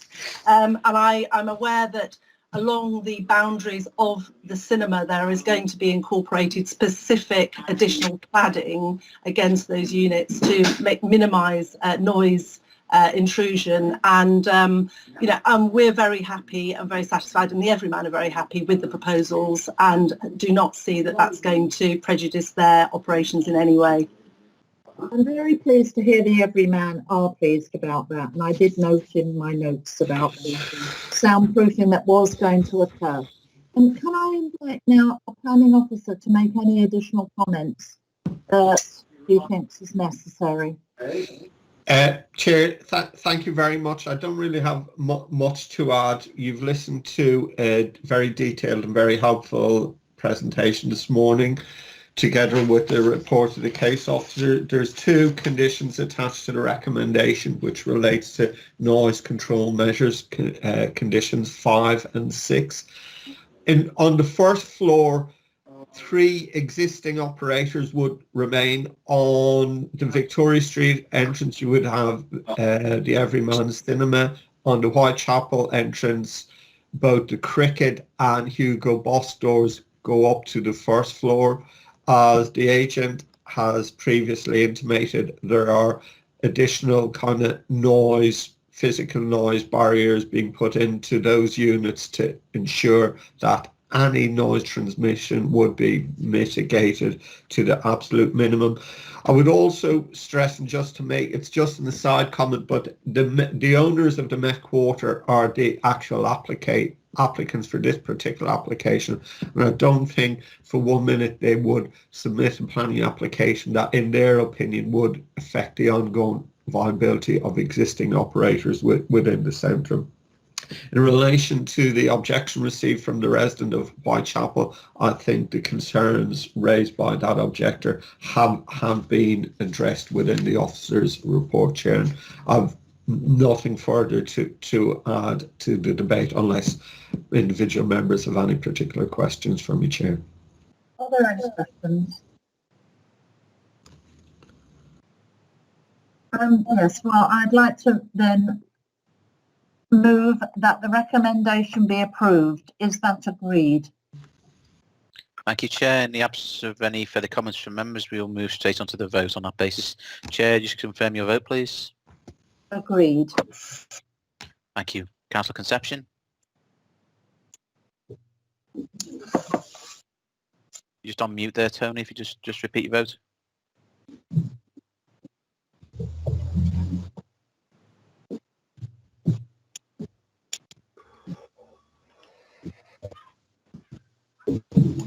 Can you hear me now, Mike? Can do, thank you, Tony. Yeah, can I say, yeah, agreed? Thank you. Councillor Thompson? Agreed. Thank you. Councillor Cummings? Agreed. Thank you. Councillor Hanson? Agreed. Thank you. Councillor Kennedy? Agreed. Thank you. Councillor Marrat? Agreed. Thank you. And lastly, Councillor Juarez. Agreed. Thank you. Just to confirm that is unanimous, 8 in favour, none against, no abstentions. Therefore, the application is agreed on that basis. And with the agreement of the chair, we move to our next item. Mike, before we move to the next item, could I just explain that I need to leave the meeting now on a private matter? Okay, thank you, Tony. Thank you for the update. We are still quorate, so thank you for letting us know. Thank you. And we're also expecting Councillor Cummings to have to leave. Yes, exactly. I'm just leave now myself. Can we move on though to agenda item 12, which is 19A Mansfield Street, Liverpool 3EG. And I'd like to invite Gillian Miller and Luke Cooper to address the committee. We'll have up to 5 minutes each should need it. So can I invite Gillian first, please? It'll be, Chair, it'll be Luke Cooper speaking first on the presentation. All right, Luke, you carry on and speak, please. Thank you. I think there's a presentation to bring up as well.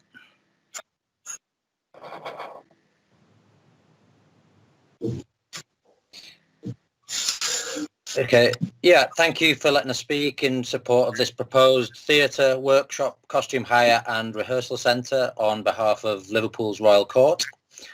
Next slide, please.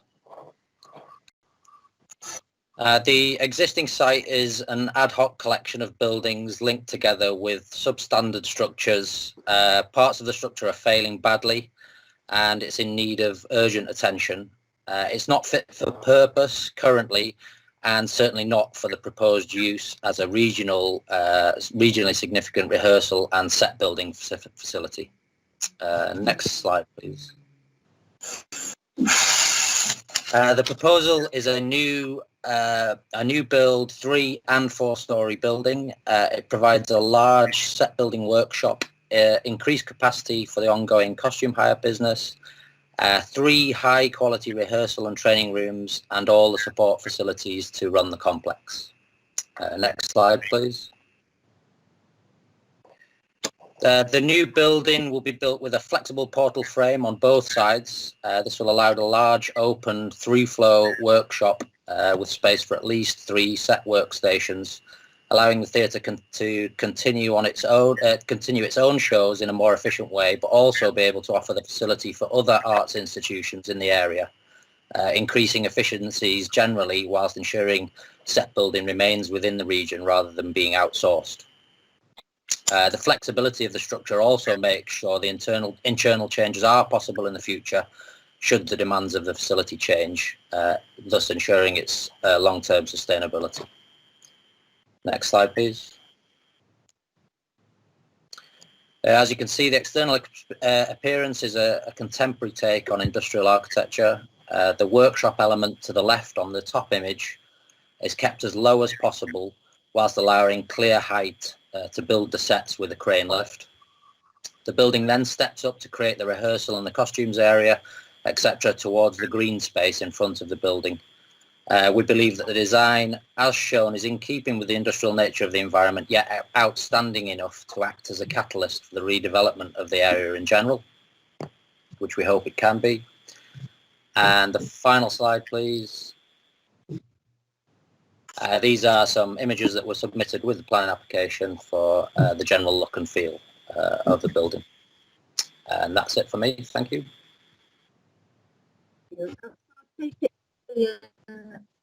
Isn't coming in after you to speak. Gillian's here in case there's any questions required from the client side. Thank you. So are there any questions from the members of the committee, please? Helen? Helen? No, I don't have any questions. I just forgot to lower my hand. Sorry. Okay. All right. Well, I don't seem to have any questions coming up, so I'm going to hand over to our planning officer, please, now. Thank you, Chair. Hope everybody can hear me. Chair, there's not a great deal I can add to what's already before you in your agenda papers and what you've just heard from that very full presentation. This is obviously an application to replace existing facilities, but in a more contemporary form. The principle of development is obviously considered acceptable given that it's a replacement. It's also within a primarily industrial area within the UDP. In terms of the design, you've seen the images yourself there, and this is, as the architects have explained, a contemporary interpretation of the traditional warehouse style. It's obviously a very prominent building. It represents a quality architectural piece in your officer's view, and one that, again, as suggested by the architect, hopefully will act as a catalyst for further investment in this area. In terms of other matters like accessibility, security and crime prevention, your officers have had careful regard to that. You'll see from the report that there was some requirement by highway colleagues that a swept path analysis was provided. That has now been given to us, and your officers are happy with the information about vehicular access to the site. Chair, the only reason this really is before you rather than being dealt with under the delegated authority that officers have is the requirement to pay towards Section 106 contributions in relation to public art. We're satisfied that trees and landscaping are not required here because the applicants are providing suitable landscaping within the site itself. Chair, that hopefully addresses all the various issues set out in the report. Happy to answer any further questions members may have. I'd like to make a point that this is strongly supported by the local councillor, Jane Corbett. Yeah. So are there any questions? So I'd like to move that the recommendation as amended be approved. Is that agreed? Thank you, Chair. Any further comments from members? No? In which case, over to the vote. Chair, your vote, please. Agreed. Thank you. Councillor Thompson, your vote, please. Agreed. Thank you. Councillor Hanson. Agreed. Thank you. Councillor Kennedy. Agreed. Thank you. Councillor Marrat. Councillor Marrat, can you hear us? Agreed. Thank you. And lastly, Councillor Juarez. Agreed. Thank you. That concludes the vote on that application. Just to confirm, in terms of voting members, there were 6 present, and the vote is therefore unanimous on the application. I believe the applicant has a further comment to offer at this point. I think, if you do, Chair, if you would like to bring the applicant in, it's your discretion, Chair. Yes, that's fine. If Luke would like to come back in. It was actually me that wanted it's Gillian. All right, Gillian Miller. Yes, do come in. Yeah, I'm the Chief Exec of the Royal Court Theatre. I'd just like to thank you for your support. I think this could be a great catalyst for theatre in the city. And I'd also like to say thanks for passing the LMA application as well. I think with both of these projects, we've got a really potentially exciting time for in the city to be regenerated. So thank you for your support. You're welcome, especially since your support was unanimous from the Planning Committee. So thank you, Gillian, for speaking. Can we go on to agenda item 13 now, which is Strawberry Pitfield Visitor Centre at 8 Beaconsfield Road. And I know that Cathy and Alistair Burstead have been very patiently waiting, I think, for about 2 hours to speak to us. So if you'd like to address the committee, it looks as if you're going to go first, Cathy. Carry on. Can't hear you. Cathy, we can't hear you. Can you take yourself off mute?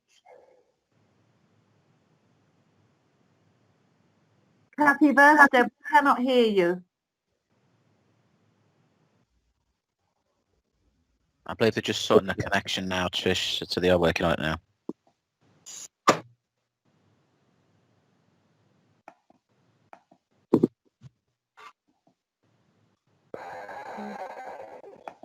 Well, I still cannot hear them, Michael. Mr. and Mrs. Burstfeld, have you been? Can you nod if you can hear us? Okay, first of all, so we can at least communicate. Okay, that's a start. Have you? Can you access the unmute button on your particular device, whether it be on the keyboard or on headphones if you're using it? Just try clicking on it again. It should bring your microphone. She's clicked on it, I think. She's giving the thumbs up sign.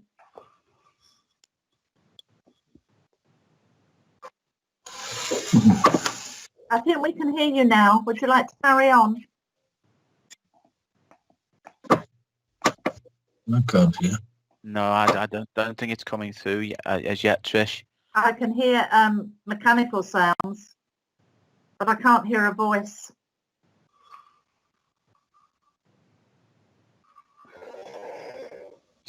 I think to assist the applicant, what we might do, if you're happy to, Chair, if we move into the next item of business, and I'm going to give a mobile number to both the applicant speakers and ask them to dial in to the actual call, and that will enable them to be able to address us. We won't be able to see, but we'll be able to hear. Yes, we need to overcome the difficulties. Yeah. So we'll move on now to agenda item 14, Okay. which is 7 Fingland Road, L15, OES. And we do have Sam Flouty here to answer any questions. So can I hand over to our planning officer, please?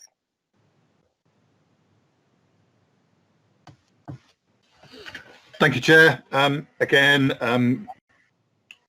Application that members are very familiar with. It's a proposal to use property as a 7-bedroom house in multiple occupation, together with some single-storey extension, a dormer extension, and some roof lights to facilitate the proposed conversion. Chair, the various room sizes and issues and so on are set out within the report. I'm just going to see if there was any particular slides or further information that we've got on the visuals.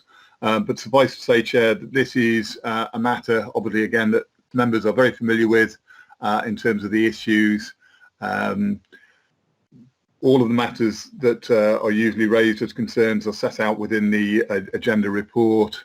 It's probably better if I just answer any questions that members may have in relation to the particular proposals that are before you. Happy to answer questions, Chair. Are there any questions? It would seem not, although part of my screen is now blocked by the presentation. So if anybody does have a question, can they shout out, please? No, I don't seem to have any questions. So I'm going to move to the vote. So can I move that the recommendation be approved? Is that agreed?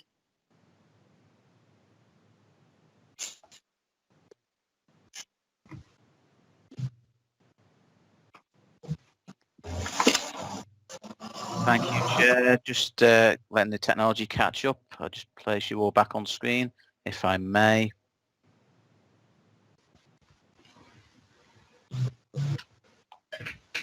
Thank you. In terms of obviously the vote, Chair, your vote, please. Agreed. Thank you. Councillor Thompson. Agreed. Thank you.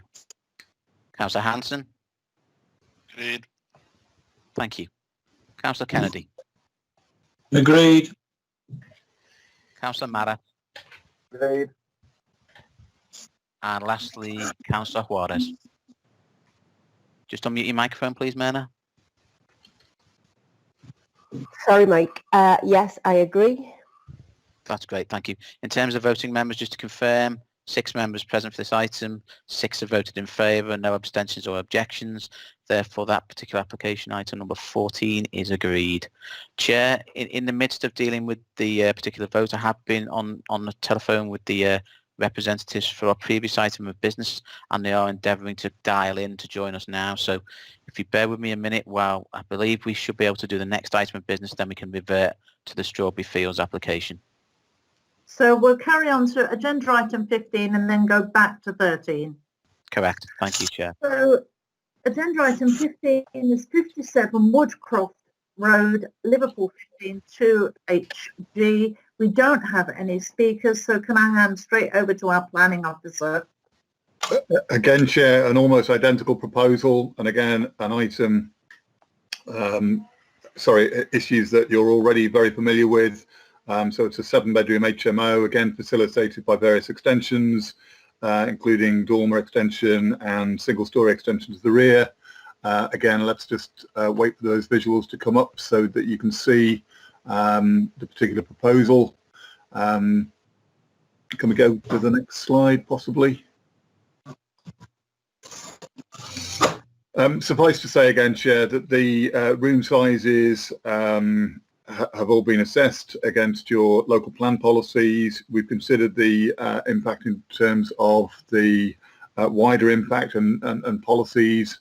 Policy H11 in the local plan does not yet apply, unfortunately, in this area, so there's no policy to allow us to restrict these because of a cumulative impact. And again, Chair, you've got the images now in front of you. The issues are very familiar with you, with this committee, and again, happy to answer any specific questions that members may have on the proposal before you. Thank you, Chair. Are there any questions?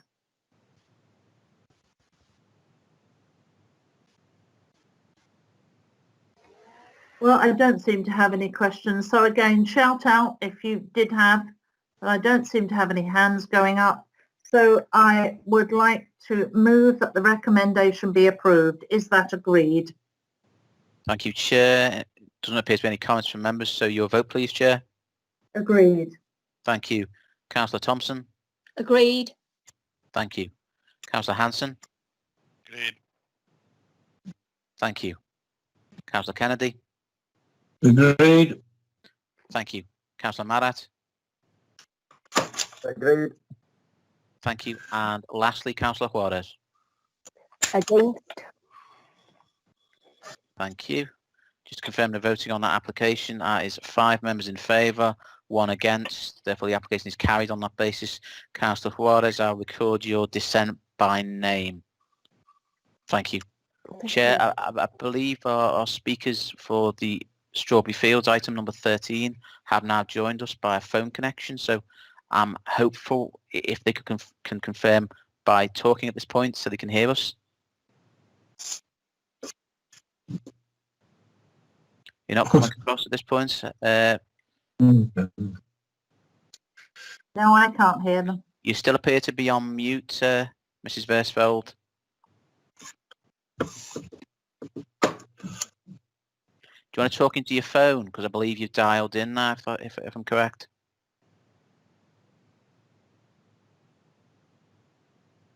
I still can't hear Mrs. Versfeld. Chair, I think we move to our next item, and I'm going to again make contact with, okay. with our speakers. So Thank this would have been the final item, but we've still not completed on agenda item 13. So we're on to 16 now, which is 8 Alderson Road, L15, 2HL. Again, no speakers registered for this. Now I can hear. Well, anyway, she's exited. So can I hand straight over to our planning officer, please? Thank you, Chair. Again, it's another application for conversion of a property into an 8-bedroom property of multiple occupation. Hopefully we'll get some slides up again in a moment. But again, all the various issues are familiar to you as a planning committee. We've had objections again from local ward councillors. We've assessed the application in relation to the room size and are satisfied that they comply with local plan standards. We've also considered the application against the policies, particularly policy H11 of the local plan. But again, as I said on the earlier application, there is no Article 4 direction in relation to this particular area. Therefore, the policy is not yet effective. We've looked at it in terms of impact on residential amenity in the area, and again all of the issues are set out fully in the report. We have concluded that it is acceptable having regard to the current policies and recommended approval subject to the stated conditions. So again, Chair, happy to answer any specific questions about this proposal if necessary. Thank you. I don't see any questions though. I'll just give it a minute to see if anybody is going to come up with a question. But nobody seems to have. So can I move that this recommendation be approved? Is that agreed?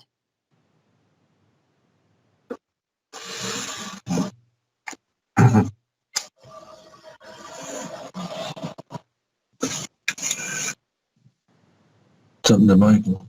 It's over to you, Thank- Michael. Thank you, Chair. Just coming on now. Your vote, please, Chair. Agreed. Thank you. Councillor Thompson. Agreed. Thank you. Councillor Hanson.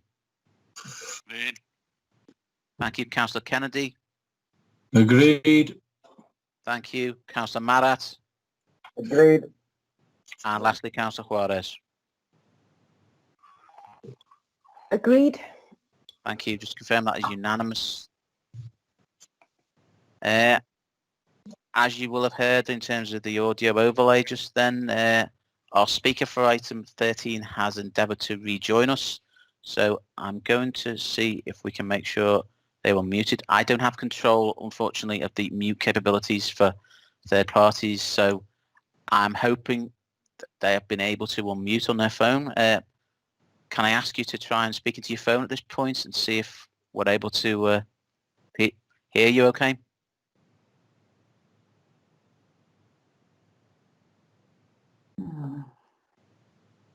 How about that? That's perfect. Can hear you. Thank you. Can you Do hear carry me? on. Praise the Lord.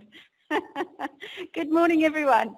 I'm the mission director Morning. for the new centre at Strawberry Field, and I've invited my husband to join me this morning. He is our mission development officer, Major Alistair Fastfeld, and he is also the lead on all our music making activities. So I'm hoping if there are any questions I can't answer, he can help out. Thank you for allowing us this time, and I'm sorry for the struggles we've had with the sound. When one thinks of Strawberry Field, John Lennon, all the Beatles, it's music that comes to mind. And for many, that's also the first thing they associate with the Salvation Army.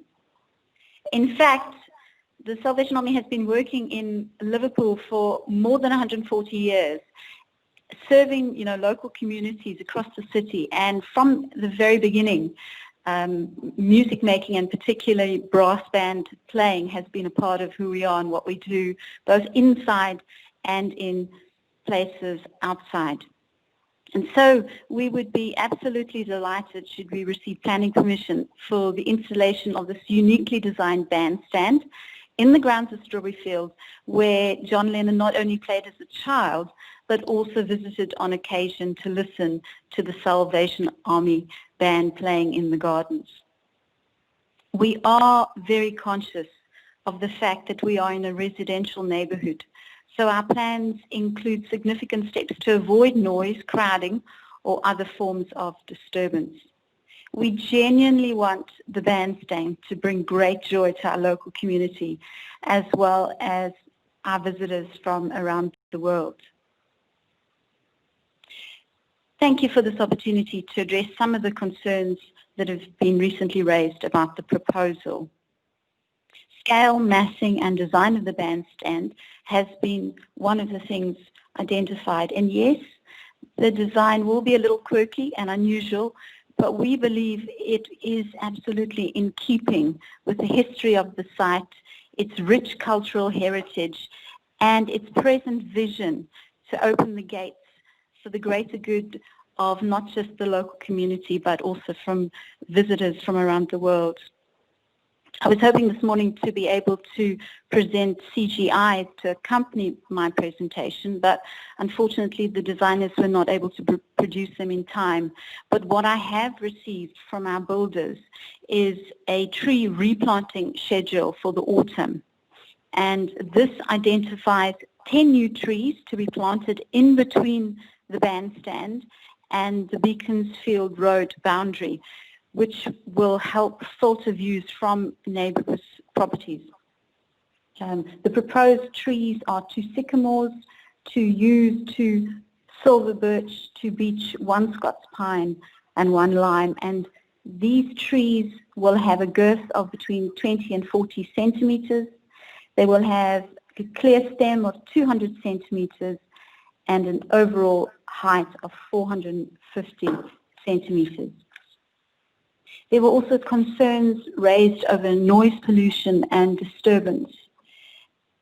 Most of the performances of the bandstand will be acoustic, However, we are planning, as you know, a maximum of 8 live audible performances per year on the bandstand. And we will be installing a sound limiter, also known as an environmental noise control system, into the bandstand. This is a tamper-proof system which will monitor and measure decibel levels to ensure compliance with local authority regulations. A large visual bar graph display will be installed within sight of any performance, with noise level set for green within the limit, amber approaching the limit, and red at the limit. Should the decibels rise above the set maximum limit level and illuminate red for more than 10 seconds, the mains power to the bandstand will automatically shut off, and power will then only be reinstated manually. Rather than relying wholly upon a public address speaker system, it is our intention to install also a wireless headphone system so that performances can be transmitted through wireless headphone receivers worn by the audience, thereby limiting noise pollution and disturbance to the surrounding areas. We are very aware of the need to ensure that our neighbours are not inconvenienced in their own amenity of the area, and hence we are managing traffic, vehicles and ticketing for any live music events by limiting numbers, and I'll say a little bit more about that in a minute. But apart from these live events, the bandstand is to be a feature within the grounds. So visitors to the site already walk the grounds with headphones, and the bandstand would be part of this guided walk. Now, the issue around access and parking that some have raised, we will limit the number of guests to our live audible events to 120, and only ticket holders will be able to attend a live event, which will take place when the centre is otherwise closed to the general public. Within the grounds, we have 46 parking bays, 12 bicycle stands and a minibus parking space. We have also very recently agreed with the school across the way that they would be willing to make their car parking available to us for these special one-off events. And when we book guests into the live performances, we will ask for their transport arrangements and will offer a designated car parking space on site or car parking within the neighbouring school. Hopefully that helps to clarify and mitigate against some of the concerns raised previously. Are there any questions that I can try to answer? Well, thank you for that, Kathy. You've waited a long time to have your say. But are there any questions from members of the committee now? Yes, Myrna, if you'd like to go ahead. Yes, good morning. Thank you for your presentation. I've read some of the concerns that some of the objectors have with regards to your application, and I'm a bit concerned as well to do with the noise levels, as primarily, these residents are concerned with the noise levels that your events will have. Will you have a limited amount of events per year, or is this going to be music on a daily basis? Because, I mean, if I lived around the corner, or... I'm sorry to interrupt, Myrna, but it is very clear in the notes that it's 8 live events per year, yeah, and that everything is finished by 7 p.m. Right. Okay. Can I ask, has there been any further consultation with the residents in the area to do with this application? If you'd like to answer that, if you would. We have tried our best to keep all the neighbours apprised of developments, and before we opened last September, we actually invited all the neighbours in. sorry, we've just lost the video, but we invited all the neighbours in so that they could see what the centre would look like and had an opportunity to ask questions. Last year, we also made them aware of the planned bandstand proposal, and from then onwards, we did have neighbours who came to us mainly when they were visiting, and my experience was that almost everyone, I can't actually remember anyone being negative when they spoke to me about it, and they were really looking forward to it. I remember at Christmas, there were lots of people saying, so when are we going to have this bandstand with the brass band playing on it? Thank you for that, Mrs. Burstead. And also, thank you for explaining that we now have had the school brought on board, so there'll be additional parking spaces around there. Because I did used to live in that area, and I do know that in the olden days when I lived there, those coaches pulling up there were a big obstruction. But in fact, you've now got a lay-by and people can put into the site. So I imagine things are easier now than they were historically, actually. Are there any other questions? Oh, sorry, carry on. I was just saying we certainly hope so. Yeah. Are there any other questions before I hand over to the planning officer? There don't appear to be, so can I invite our planning officer to speak? I think that's Stuart Clark, isn't it? Thank you, Chair. I think I'm there, yeah. You've got a very full report in front of you that goes into quite a lot of detail as to what these events are going to be and the likely implications of them. The report also deals with the very specific design of the bandstand.